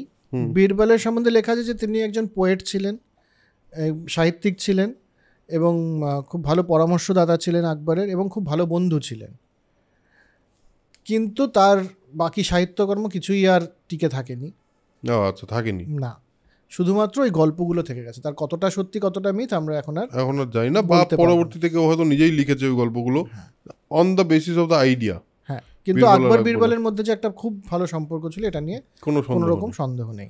মানে 7-8 দিন নাকি উনি খাওয়া দাওয়া ছেড়ে দিয়েছিলেন, এত দুঃখ পেয়েছিলেন বীরবলের মারা যাওয়াতে। তো এই হলেন আকবর। এবার দেশ এদেরকে তারপরে তো দমন করা হলোই পরে, রোশনাইদেরকে তোডরমাল এবং বাকি আফগানরা মিলে পরে ব্যাপারটাকে 2 বছরের যুদ্ধ করে এদেরকে শেষ করা হলো। এতদিন লাগলো কেন? এদের এত পাওয়ার কোথা থেকে আসলো? পাওয়ার কোথা থেকে এলো সে তো মানে এবার তুই দেখ, মানে পুরো সৈন্য নিয়ে তো কখনো আক্রমণ হচ্ছে না যে পুরো মুঘল সৈন্য চলে যাবে আক্রমণ করতে ওদেরকে, এটা তো কখনো হচ্ছে না। একটা বিদ্রোহ হচ্ছে, কিছু একটা দলকে পাঠানো হলো, দেখা হলো এই দলটা যথেষ্ট না, হয়তো আরেকটু বড় দল পাঠানো হলো। প্রথম ধাক্কা যেমন বীরবলকে পাঠানো হয়েছিল, মনে করা হয়েছিল বীরবল ব্যাপারটা ম্যানেজ করতে পারলেন না, মারা গেলেন। পরে আবার তোডরমাল, বাকি আফগান, এরকম করতে করতে 2 বছরের যুদ্ধ হলো। কিন্তু ইন্টারেস্টিং হচ্ছে যে এই একটা ইলুমিনাটির গল্প আছে আকবরের পুরো ইয়ের মধ্যে, যারা ইলুমিনাটিরা বীরবলকে মেরেছিলেন। টাইটেল হতে পারে, ইলুমিনাটিরা বীরবলকে মেরেছিলেন। দেখিস অন্তিম, ভেবে দেখিস। এবার আকবরের বাকি কিছু লাইফের কিছু পার্ট নিয়ে আমরা কথা বলি, যেমন আকবর কেমন মানুষ ছিলেন। একটা বললাম যে উনি একেবারে অ্যালুফ থাকতেন, ওনাকে ছোঁয়া যেত না। প্রচণ্ড পপুলার, কিন্তু উনি কী ভাবছেন কেউ জানতো না। তবে উনি খুব সিম্পল লাইফ লিড করতেন। জাহাঙ্গীরের সময় যেমন আমরা যে ইউরোপিয়ানদের লেখা থেকে পাই যে সাংঘাতিকভাবে একটা বৈভবপূর্ণ জীবনযাপন হচ্ছে, সেটা ছিল না আকবরের। একেবারে সাধারণ সাদা জামা কাপড় পরে একটা মুক্তোর মালা জড়িয়ে উনি থাকতেন। মানে আজিম ও শান শাহেনশাহ ওরকম ব্যাপার ছিল না। পাওয়ার ভদ্রলোকের প্রচুর ছিল আর কি, প্রচুর পাওয়ার ছিল, লোককে ভালোবাসতেন, এবং লোকেও বোধহয় ওই প্রচন্ড সম্মান ছিল, প্রচন্ড পাওয়ার ছিল, সব আছে। পার্সোনালি ওনার খুব একটা এটা ছিল না, বরং ওনার মধ্যে একটা দুঃখ বিলাস কাজ করতো। বাঙালি ছিলেন না তুমি? প্রচণ্ড উনি মেলাঙ্কলিতে ভুগতেন। আচ্ছা। তো এবং কিছু মানুষ এটাও বলেন যে সম্ভবত আকবরের একটা বাইপোলার ডিসঅর্ডার ছিল। ওকে। কখনো কখনো এমন উত্তেজিত হয়ে যাচ্ছে, যেমন একটা গল্প আছে যে বসে সুরাপান্ডুরা মানে একটা পার্টি চলছে আর কি। তো সে পার্টিতে এক রাজপুত রাজা বলেছেন যে রাজপুতরা কীরকম বীর জানো? তোমরা তো জানো না, তোমরা ওই জায়গায় পৌঁছতে পারবে না। কীরকম? বলে রাজপুতরা একটা বর্ষা আর কি, তীক্ষ্ণ বর্ষা দেয়ালে ঠুকে রাখতো, তারপরে চোখ বেঁধে ওটার দিকে দৌড়ে চলে যেত যে দেখি আজকে ভগবান আমার প্রাণ নিতে চায় কি চায় না। যদি না চায় তাহলে পরে আমরা বর্ষা অবধি পৌঁছবো না, আর যদি চায় তাহলে আমি বর্ষায় গিয়ে গেঁথে যাবো। আকবর এটা করে ফেললো নাকি? হ্যাঁ, আকবর বললেন কি তুমি বলছো রাজপুতরা জানো আমি কে? তো বর্ষা লাগিয়ে এবার আকবর করছেন পার্টিতে, তো ওকে কে না করবে, না আপনি করবেন না, এটা তো বলে একটা সহবতের বিরুদ্ধে চলে যাবে। আকবর চোখ টোক বেঁধে আমিও দৌড়ে যাবো। এবার মানসিং ধরেছে তাকে যে না এটা করবেন না, মানে কি হতে যাচ্ছে এটা। মানসিংকে ফেলে একটা মানে লড়াই চলছে, রেসলিং চলছে সেখানে, যে তুমি আমাকে করতে দেবে না, আমি জানো আমি কি, আমি সম্রাট আকবর। এটাও আকবর ছিলেন আবার। আচ্ছা, বাইপোলারিটি কিন্তু ছিল বলে মনে হচ্ছে আমার এখন। হ্যাঁ, আবার অন্যদিকে তার খাওয়া দাওয়ার দিকে কোনো মন নেই। খাওয়া দাওয়ার দিকে মন নেই? না, খেতে ভালোবাসতো না? না না না, তাহলে লোক ভালো ছিল না। খিচুড়ি খেতেন উনি, ভেজিটেরিয়ান খাবার দাবার পছন্দ করতেন। একটা সময় জৈনিজম দিয়ে প্রচণ্ড প্রভাবিত হয়ে গেলেন, তাই জন্য ভেজিটেবল খাওয়া। হ্যাঁ, ভেজিটেবল খাওয়া, মানে ভেজিটেরিয়ান হয়ে গেলেন একবার। এবং এটা কিন্তু মনে রাখা দরকার, আবার বললাম ভারতবর্ষকে আজকের দিনে বুঝতে হলে পারে। আকবরের সময় উনি বলতেন যে আমাদের পেটকে প্রাণীদের বানানোর, কবর বানানোটা কোনো কাজের কথা নয়। আকবর ভেজিটেরিয়ানিজম প্রমোট করার চেষ্টা করছিল প্রচণ্ডভাবে। আচ্ছা। আকবর নিজে একেবারেই খাওয়া দাওয়ারে কোনো শখ ছিল না আকবরের। একটা জিনিসের শখ ছিল, খাবার দাবারে একটা জিনিস উনি খুব পার্টিকুলার ছিলেন, সেটা হচ্ছে গঙ্গা জল। গঙ্গা জল ছাড়া উনি খেতেন না। উনি যেখানেই যান, যুদ্ধ করতে হোক, এমনি রাজত্ব পরিদর্শনে হোক, পিপে পিপে ভর্তি গঙ্গা জল যেত। মানে গঙ্গার থেকে তোলা জল? গঙ্গা জল, সিম্পল হ্যাঁ, গঙ্গা জল। উনি বলতেন যে গঙ্গা জল না খেলে হবে না ব্যাপারটা। কেন? প্রতিদিন অন্য জল খেলেও উনি অন্ততপক্ষে 1 পেয়ালা গঙ্গা জল খাবেনই। কি অদ্ভুত না মানে। হ্যাঁ, যাই হোক। হ্যাঁ, এবং সেই সময় উনি গোহত্যা নিষিদ্ধ করে দিয়েছিলেন পুরো রাজত্বে। একবার কিন্তু নিষিদ্ধ করে দিয়েছিলেন গোহত্যা সম্পূর্ণভাবে। আবার দেখ একটা মানুষ কীরকম অদ্ভুত অদ্ভুত হতে পারে। ইয়াং অবস্থায় সে প্রচণ্ড নারীতে আসক্তি ছিল তার।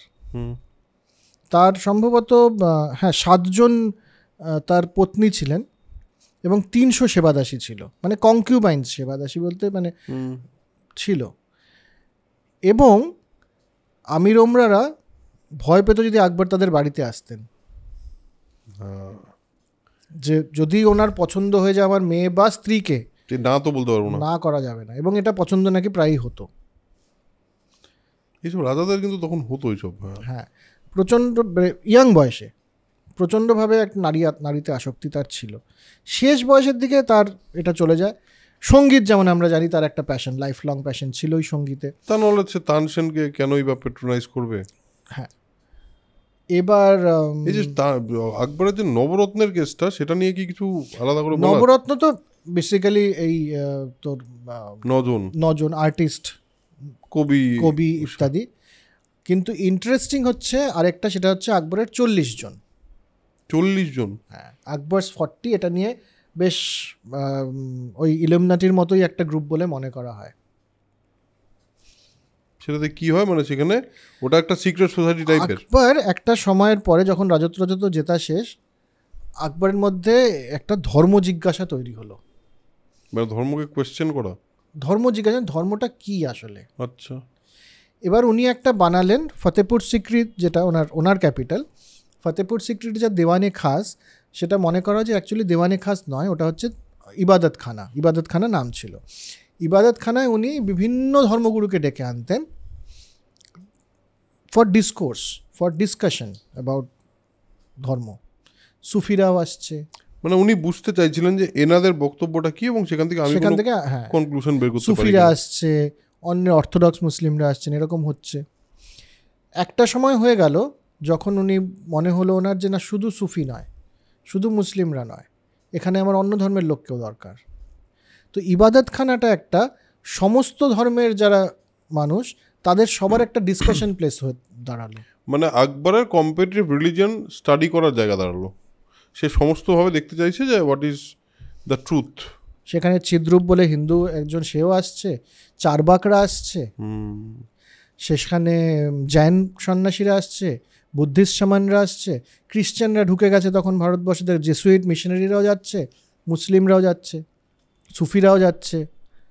সবাই মিলে একটা আলোচনা সবার তৈরি করার চেষ্টা করছেন যে একটা কিছু বেরিয়ে আসুক ট্রুথ হিসেবে। কিন্তু অবভিয়াসলি এটা কি সম্ভব?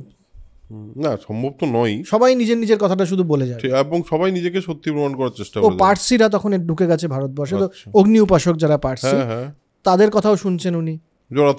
জরাথুস্ট্রের যারা ভক্ত আর কি, তো জরাথুস্ট্রের কথা শুনে উনি অগ্নি উপাসনা করা শুরু করে দিলেন একটা সময়। ওনার মনে হলো এটা তো বেশ ঠিক কথাই বলছে। এবং তার সময়কার যারা ক্রনিকলার, আচ্ছা এটাকে ধর্মের মানুষ বিভিন্নভাবে ব্যাখ্যা করে যে না, এটা এরকম না, হয়নি।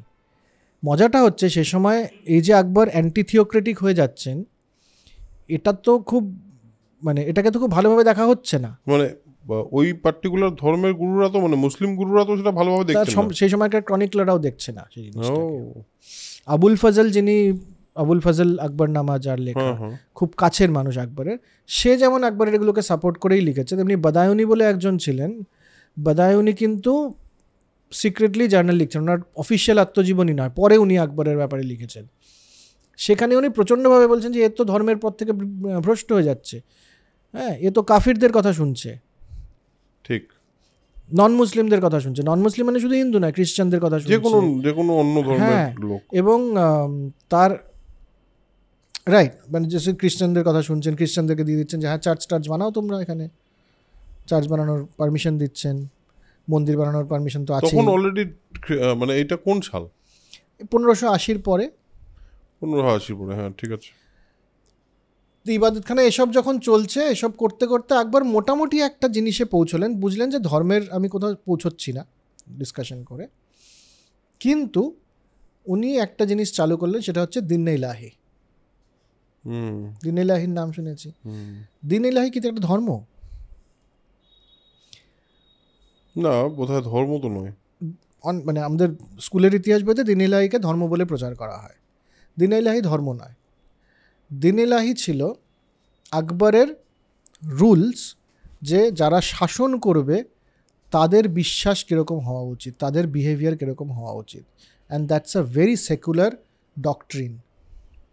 তার মানে দিন মানে হলো, দিন মানে তো ধর্ম, দিনে ইলাহি মানে আল্লাহর, মানে আল্লাহ বলতে সর্বশক্তিমান বা ঈশ্বরের একটা দিন, যে মানে ওর বক্তব্য যেটা বোঝা যাচ্ছে এখান থেকে, সব কিছু স্টাডি করার পর ওর মনে হচ্ছে যে আমার একটা, আমি কি বিশ্বাস করি সেটা লিখে দেওয়া উচিত, এবং সেটাকে বলা উচিত যে শাসকের এই বিশ্বাসটাই করা উচিত। হ্যাঁ, শাসকের এই বিশ্বাসটাই করা উচিত।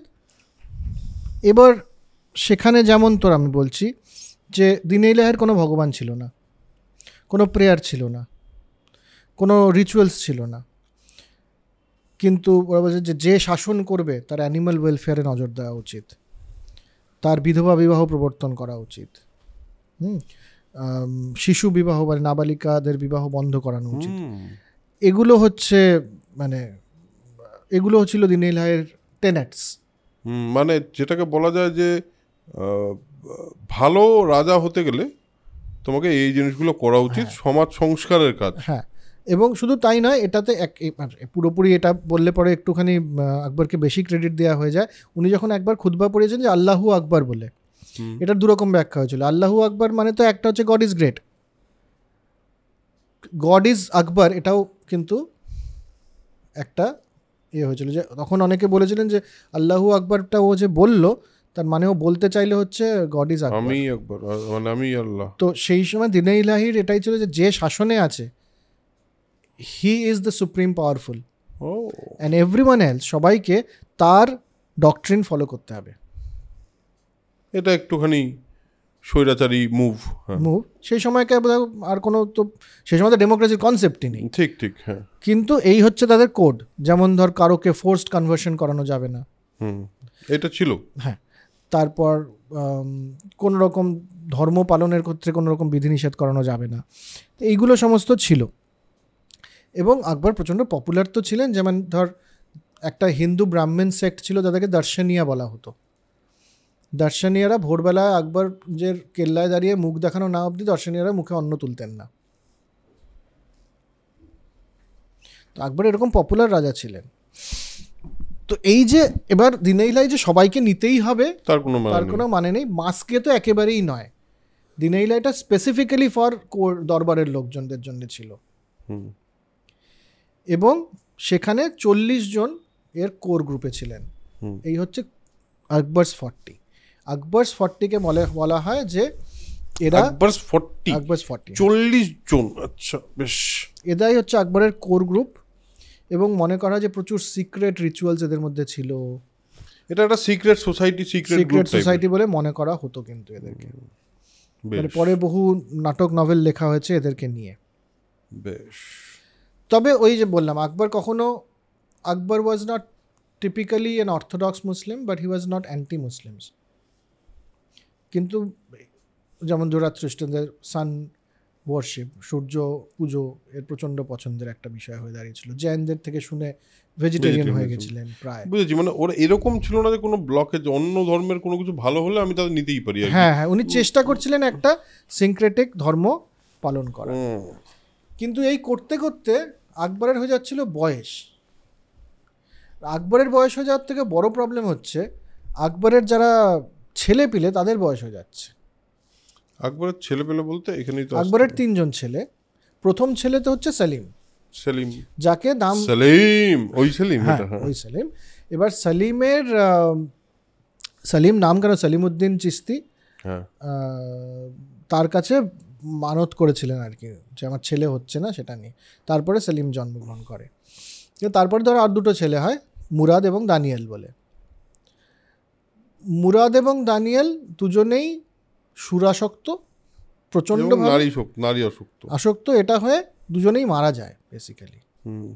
সালিম ছাড়া, মানে মুরাদ আগে মারা যায়, দানিয়েলকে দিয়ে কিছু হবে না এটা বুঝে গেছিলেন যে এ সারাক্ষণ এসবের মধ্যেই রয়েছে, একমাত্র ভরসা সালিমের উপরে। কিন্তু সালিমের তো বয়স হয়ে যাচ্ছে, সালিম তো নিজে উসখুস করছেন এবার, যিনি পরে জাহাঙ্গীর হবেন, যে আমার বাবা, আমার ঠাকুরদা মানে বা তার বাবা বাবর মোটামুটি 20 বছর বয়সে রাজা হয়ে গেছেন, হুমায়ুনও তাই একটু পরে, আকবর 12-14 বছর বয়সে রাজা হয়েছেন, আমার তো 33 বছর হয়ে গেল, আমার তো শেষ সময়, সেই সময়কার হিসেবে 33 মানে অনেক বয়স, আমি তো এখনো রাজা হতে পারছি না। আকবরের সাথে সালিমের বনছে না একেবারেই। আনারকলি বলে কি কেউ ছিল? আনারকলি কে ছিল? এবার আনারকলির একটা গল্প তো আছে, এখানে আছে। হ্যাঁ, যে আকবরের সাথে যে সেলিমের বনছে না তার একটা কারণ আনারকলি। আনারকলি ছিলেন কে? আনারকলি ছিলেন আকবরের সেবাদাসী এবং সম্ভবত দানিয়ালের মা। সম্ভবত আকবরের তৃতীয় সন্তানের মা হচ্ছেন আনারকলি। তো এবার সেই আকবরের নিজের তৃতীয় সন্তানের মা, তার ছেলের সাথে সম্পর্ক হয়েছে, এটা আকবর এইটা মেনে নিতে না পারার জন্য মেজর প্রবলেমটা শুরু। আচ্ছা, এবং ওই যে মানে জীবন্ত তাকে, হ্যাঁ মানে ওই কি বলে দিবার পে চুনমা দিয়া, হ্যাঁ এটা কি সত্যি হয়েছিল? মিথ, কেউ জানে না সত্যিটা, কিন্তু আনারকলির উল্লেখ আছে। আনারকলি সম্ভবত দানিয়ালের মা, সেটার উল্লেখ আছে। সালিমের সাথে আনারকলিকে নিয়ে আকবরের একটা মানে একটা প্রবলেম হয়েছিল, সেটা উল্লেখ আছে। তারপরে আনারকলির কি হয় সেই ব্যাপারটা নিয়ে খুব একটা স্পষ্টীকরণ নেই। তো এবার তো এবার সালিম উসখুস করছেন। সালিম এলাহাবাদে গিয়ে সালিমকে বলা হলো তুমি মেওয়ার দখল করো। তখন আকবর একটুখানি দিল আর কি। হ্যাঁ, সালিম যাচ্ছে না। সালিম এলাহাবাদে গিয়ে নিজে ইন্ডিপেন্ডেন্ট হয়ে গেছে। ইন্ডিপেন্ডেন্ট শুধু হয়নি, নিজের নামে কয়েন টয়েন ছাপিয়ে ফেলেছে, পাঠিয়ে আবার আকবরকে পাঠিয়েছে, দেখো কত সুন্দর কয়েন বানিয়েছি আমি। আকবর পড়েছে মুশকিলে, যে মানে একমাত্র উত্তরাধিকার, মুরাদ তো মরেই গেছে, দানিয়েল কোনো কাজের নয়, একেই তো সাম্রাজ্য দিয়ে যেতে হবে, কিন্তু এ যদি বিদ্রোহ করে এবার আমি এটা কী করবো তাহলে? তো আকবরও ছেড়ে দিচ্ছেন বারবার, যে ভাই ঝামেলা করো না তুমি। এদিকে সালিম তখন 33, মানে সালিমের ছেলেও হয়ে গেছে তখন, খুসরাবও স্বপ্ন দেখছে। খুসরাবের সাথেও সেলিমের সম্পর্ক ভালো না, আকবর খুসরাবকে ভালোবাসেন খুব। তো একটা সময় সেলিমের এমন মনে হলো সম্ভবত আমি মাঝপথে পড়ে যাব, আকবরের পরে সোজাসুজি আমার ছেলে সম্রাট হবে, আমি বাদ হয়ে যাব, মাঝখান থেকে আমি বাইপাস হয়ে যাব, এরকম একটা সেলিমের মনে হচ্ছে। সেই জন্য সেও বেশ লড়াই টড়াই করে এলাহাবাদ থেকে বারবার ফিরছেন, আর ঠিক হচ্ছে না আর কি ব্যাপারটা। তো আকবর তার বীরবলকে পাঠিয়েছিলেন ইলুমিনাটিদেরকে ঠিক করার জন্য। এবার তার সেকেন্ড যে কাছের লোক তাকে পাঠালেন সেলিমকে বোঝানোর জন্য, আবুল ফজল, যে আকবরনামা লিখেছে। আবুল ফজল আকবরনামা শেষ করে যেতে পারেননি, তার কারণ হচ্ছে ইনি যখন যাচ্ছেন এলাহাবাদে একে বোঝানোর জন্য, ওরছা বলে মধ্যপ্রদেশের এখন একটা জায়গা, ওরছার এক রাজা ছিল বীর সিং বলে, তাকে সেলিম বললেন এই আবুল ফজলকে শেষ করে দাও। আবুল ফজল আমার বাবাকে গিয়ে আমার নামে অনেক কথা উল্টোপাল্টা বলে। আবুল ফজলকে সেলিম ষড়যন্ত্র করে মারিয়েছিলেন বীর সিং দ্বারা। আচ্ছা, আবুল ফজল খুব কাছের ছিলেন কিন্তু আকবরের। আরো আবার তো মানে অবভিয়াসলি আরেকটা ধাক্কা, আকবর দরবারে বসে আছেন, সে সময় সম্রাটদেরকে সরাসরি মৃত্যু সংবাদ দেওয়া হতো না। কিভাবে দেওয়া হতো? আকবর বসে আছেন, আমি দৃশ্যটা ভাব, আকবর বসে আছেন, কোনো ক্রমে এখান থেকে পালিয়ে বেঁচেছেন আবুল ফজলের একজন সহযোগী, তিনি হাতে নীল রঙের রুমাল বেঁধে গেলেন। নীল রঙের কাপড় ছিল মৃত্যুর সংবাদ দেওয়ার উপায়, সিগন্যাল। তো নীল রঙের কাপড় এবং আবুল ফজলের সহযোগিতা দেখে আকবর বুঝলেন যে আবুল ফজলকে মেরে ফেলা হয়েছে, এবং আবুল ফজলকে মেরে সেলিমের কাছে তার মাথা পাঠানো হয়েছিল, সে ফেলে দিয়েছে, বাজে লোক। কি সব বলছে যে মাথা পেয়েছে ফেলে দিয়েছে, বাজে লোক। রাম, এবার আকবর ভাবছেন যে সেলিমকে তো বোঝাতে হবে কিছু না কিছু করে। তো আকবরের যে ফেভারিট ওয়াইফ তাকে পাঠালেন, এবার আপনি যান ওনাকে বোঝাতে। ফেভারিট ওয়াইফ কে? বিরাম খানের উইডো সেলিমা বেগম। সেলিমা বেগম গেলেন। সেলিমা বেগম অ্যাকচুয়ালি আরেকজন ছিল না, রৌকিয়া নাকি? রুকাইয়া ছিলেন। হ্যাঁ, রুকাইয়াকে আমরা দেখবো শাহজাহানের খুব কাছের লোক ছিলেন রুকাইয়া। শাহজাহান, আচ্ছা পরে আসবো, ঠিক আছে। কিন্তু সলিমা বেগম ছিলেন, সলিমা বেগমকেই অ্যাকচুয়ালি জাহাঙ্গীর মানে সলিম নিজের মা মনে করতেন। আচ্ছা, উনিই বড় করেছেন। নিজের যে অ্যাকচুয়াল বায়োলজিক্যাল মা যে যোধা ভাই, তাকে অতটা সম্মান বা অতটা ভালোবাসা তাদের মধ্যে ছিল না। তো সলিমা বেগমকে বরং মনে করতো। সলিমা বেগমকে পাঠানো হলো, তিনিও গিয়ে উঠতে পারলেন না। তো এদের মধ্যে বেশ কিছুদিন এটা চললে, এর মাঝখানে একবার দেখা হলো আকবরের সাথে। আকবর তাকে রীতিমতো বকাঝকা দিলেন, তুমি মেওয়ার যাও। সেলিম যাচ্ছেন না, এবং সেলিম তখন হাল ছেড়ে দিয়ে নিজে নেশায় ডুবে যেতে বসলেন, যে আমার দ্বারা আমাকে তো রাজত্ব দিচ্ছে না, এবার আমি কি করব। সেলিম যে জাহাঙ্গীর, সে প্রচণ্ডভাবে সুরা এবং আফিম আসক্ত ছিল। এই অভ্যাসটা এই সময় তৈরি হয়, কোনোভাবেই মানানো যাচ্ছে না। ওদিকে তার ছেলের সাথে ঝামেলা। কি জানি নাম ছেলের সাথে? ছেলের নাম কি জানি? খুসরাফ। তখনও শাহজাহান আসেনি। খুসরাফ এবং খুররাম ছিল শাহজাহানের অ্যাকচুয়াল নাম। খুররামকে আমরা পরে, আমরা যখন জাহাঙ্গীর এবং শাহজাহান নিয়ে কথা বলবো তখন বলবো। আপাতত খুসরাফের সাথে ঝামেলা চলছে। এই অবস্থায় আকবর মারা যান। এরকম একটা পয়েন্টে আকবর দুম করে মরে যান। আকবর মারা যান মানে অসুস্থ হন, ডায়রিয়া হয়, এবং মারা যাবার আগে উনি জাহাঙ্গীর সেলিমকে নিজের দায়িত্ব দিয়ে যে এবার আপনি রাজা হন করে আকবর মারা যান। আকবরের এগেনস্টে সবচেয়ে বড় কমপ্লেন কি ছিল? সমস্ত থিওক্রেটিক লোকজন যে বেশি হিন্দু হয়ে যাচ্ছে। আকবরকে তো কবর দেয়া হয় একটা জায়গায়, কিন্তু পরে যখন অরঙ্গজেবের সময় অরঙ্গজেব দাক্ষিণাত্যে গেছিলেন, তখন জাটরা এসে এই কবরটা খুঁড়ে আগুনে ফেলে দেয় আকবরের যে দেহাবশেষ। তো ইব্রাহিম আলী লিখছেন যে Hindu and for Akbar after all. তো এই হচ্ছে আকবরের শেষ।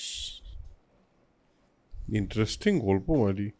এবং আমার মনে হয় রিসেন্টলি কোনো একটা সিরিজে এটাকে নিয়ে বোধহয় কিছু একটা তাজ বলার সিরিজে করার চেষ্টা হচ্ছে, বাট মানে খুবই একটা মানে পুরো সিনেমার মতো একটা গল্প। আকবর আর সেলিমের নাম জাহাঙ্গীর কখন হলো? এইটা রাজা হওয়ার পর উনি নিজের নাম জাহাঙ্গীর করলেন। তখন এক একটা সেলিম রাজা হিসেবে ওটা পছন্দ হচ্ছে না, নাম জাহাঙ্গীর, এটা এরকম হলো ব্যাপারটা।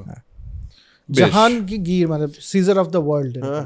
যদিও জাহাঙ্গীর নিজের জীবনে, আমরা যখন দেখব, জাহাঙ্গীর নিজের জীবনে খুব বেশি রাজ্য বিস্তার করেননি। কয়েকটা বিদ্রোহ মাত্র উনি প্রশমিত করতে পেরেছিলেন, এবং বিদ্রোহগুলো মূলত তার ছেলের বিদ্রোহ, একটা খুসরাবের একটা খুররামের। এগুলো নিয়ে আমরা এর পরেরটাতে কথা বলবো, যে যখন জাহাঙ্গীরের, যেখানে যেই প্রশ্নটা খুব ইম্পর্টেন্ট, যে জাহাঙ্গীর কি নূরজাহানের হাতের পুতুল ছিলেন? জাহাঙ্গীর কি নূরজাহানের হাতের পুতুল ছিলেন? জাহাঙ্গীর কি নূরজাহানের হাতের পুতুল ছিলেন? তো এই হলো আকবর। এবং আকবরকে ভারতবর্ষের ইতিহাসে দুজন সম্রাটকেই তো দ্য গ্রেট বলা হয়। এক হচ্ছেন অশোকা দ্য গ্রেট, আরেকজন হচ্ছেন আকবর দ্য গ্রেট। এবার এটা নিয়ে বিভিন্ন রকম তর্ক বিতর্ক হচ্ছে, কিন্তু দুজনের ক্ষেত্রে তুই একটা জিনিস কমন। অশোক ধর্ম বিস্তার করেছিলেন, বৌদ্ধ ধর্ম, কিন্তু সর্বধর্ম সমন্বয় উনি বিস্তার করেছিলেন, সবচেয়ে ইম্পর্টেন্ট। আকবরও নিজের মতো করে থিওক্রেটিক স্টেটে থাকার কথা, মুসলিম ছিলেন, কিন্তু উনিও নিজের মতো করে সর্বধর্ম সমন্বয় এবং টলারেন্স এটাকে প্রসার করেছিলেন। এবং রুলার যে, তাকে যে সেকুলার হতে হবে, এটা অশোকও বলেছেন, তারপরে আকবরও বলেছেন। তো রাজ্য বিস্তারের জন্য আকবর দি গ্রেট নন। আকবর কিন্তু দ্য গ্রেট, কারণ ভারতবর্ষের ইতিহাসে অশোকের পর আকবর প্রথম এই সেকুলারিজমটাকে রুলার হিসেবে, একজন পাওয়ারফুল রুলার হিসেবে এটাকে এস্টাবলিশ করতে অনেকটা সক্ষম হয়েছিলেন, যার জন্যে তার নিজের ধর্মের লোকের কাছে উনি অনেক বেশি তিরস্কৃত হয়েছিলেন।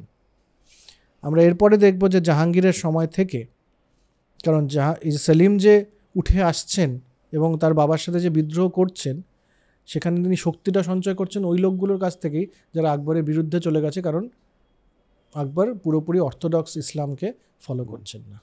কাজে জাহাঙ্গীরের পক্ষে এটা খুব বাধ্য হয়ে যান উনি যে জাহাঙ্গীরও খুব বেশি ধর্মপ্রাণ ছিলেন না, কিন্তু তার সাপোর্ট সিস্টেমের জন্য উনি ধীরে ধীরে আবার অর্থোডক্স ইসলামের দিকে ফিরতে শুরু করেন। শাহজাহানও ফেরেন। তারপর অরঙ্গজেবের ব্যাপারে গিয়ে দেখি আমরা, অরঙ্গজেবকে নিয়েও তো অনেক কথা হয়, আমরা দেখি কি জায়গায় দাঁড়াতে পারি। বেশ, আমার তো মনে হচ্ছে এইটা নিয়ে একটা আমাদের যে সিরিজটা চলছে বেশ কিছুদিন, আমরা কি আকবর অব্দি এলাম, আকবর অব্দি এলাম, আমরা জাহাঙ্গীর শাহজাহানটা একসাথেই করবো, একসাথেই আমরা করব, তারপর অরঙ্গজেব। হ্যাঁ। বেশ, তো আজকের এপিসোডে আমরা আকবরের মোটামুটি একটা পরিচয় পাওয়া গেল আকবরের, এবং আকবর কীরকম রাজা ছিল, আকবরের ধর্ম বিশ্বাস কী ছিল, নিজস্ব বিশ্বাস কী ছিল। এবং আমি তো খুবই সিনেমার মতো করে দেখলাম, তার জন্য কিছু আলপটকা কমেন্টও করেছি। মজাই লেগেছে আমার পুরো ব্যাপারটা শুনতে। এবং মানে আমার মনে হয় একটু মানে ইতিহাসকে যদি একটু ফানি ওয়েতে না শোনা যায় বা একটু ফান ওয়েতে না শোনা যায়, মজা যদি না পাই তাহলে মুশকিল। আর মনে হয় আপনারাও সে মজাটা পেয়েছেন, যেটা বৈঠক থেকে আপনারা পেয়ে থাকেন। আজকের এপিসোড এখানেই শেষ করবো, দেখা হবে পরের এপিসোডে। তার আগে আমি যেটা বারবার বলি সেটা হলো spread knowledge, spread positivity, because knowledge is power and positivity is correct. Tata, পরে দেখা হচ্ছে।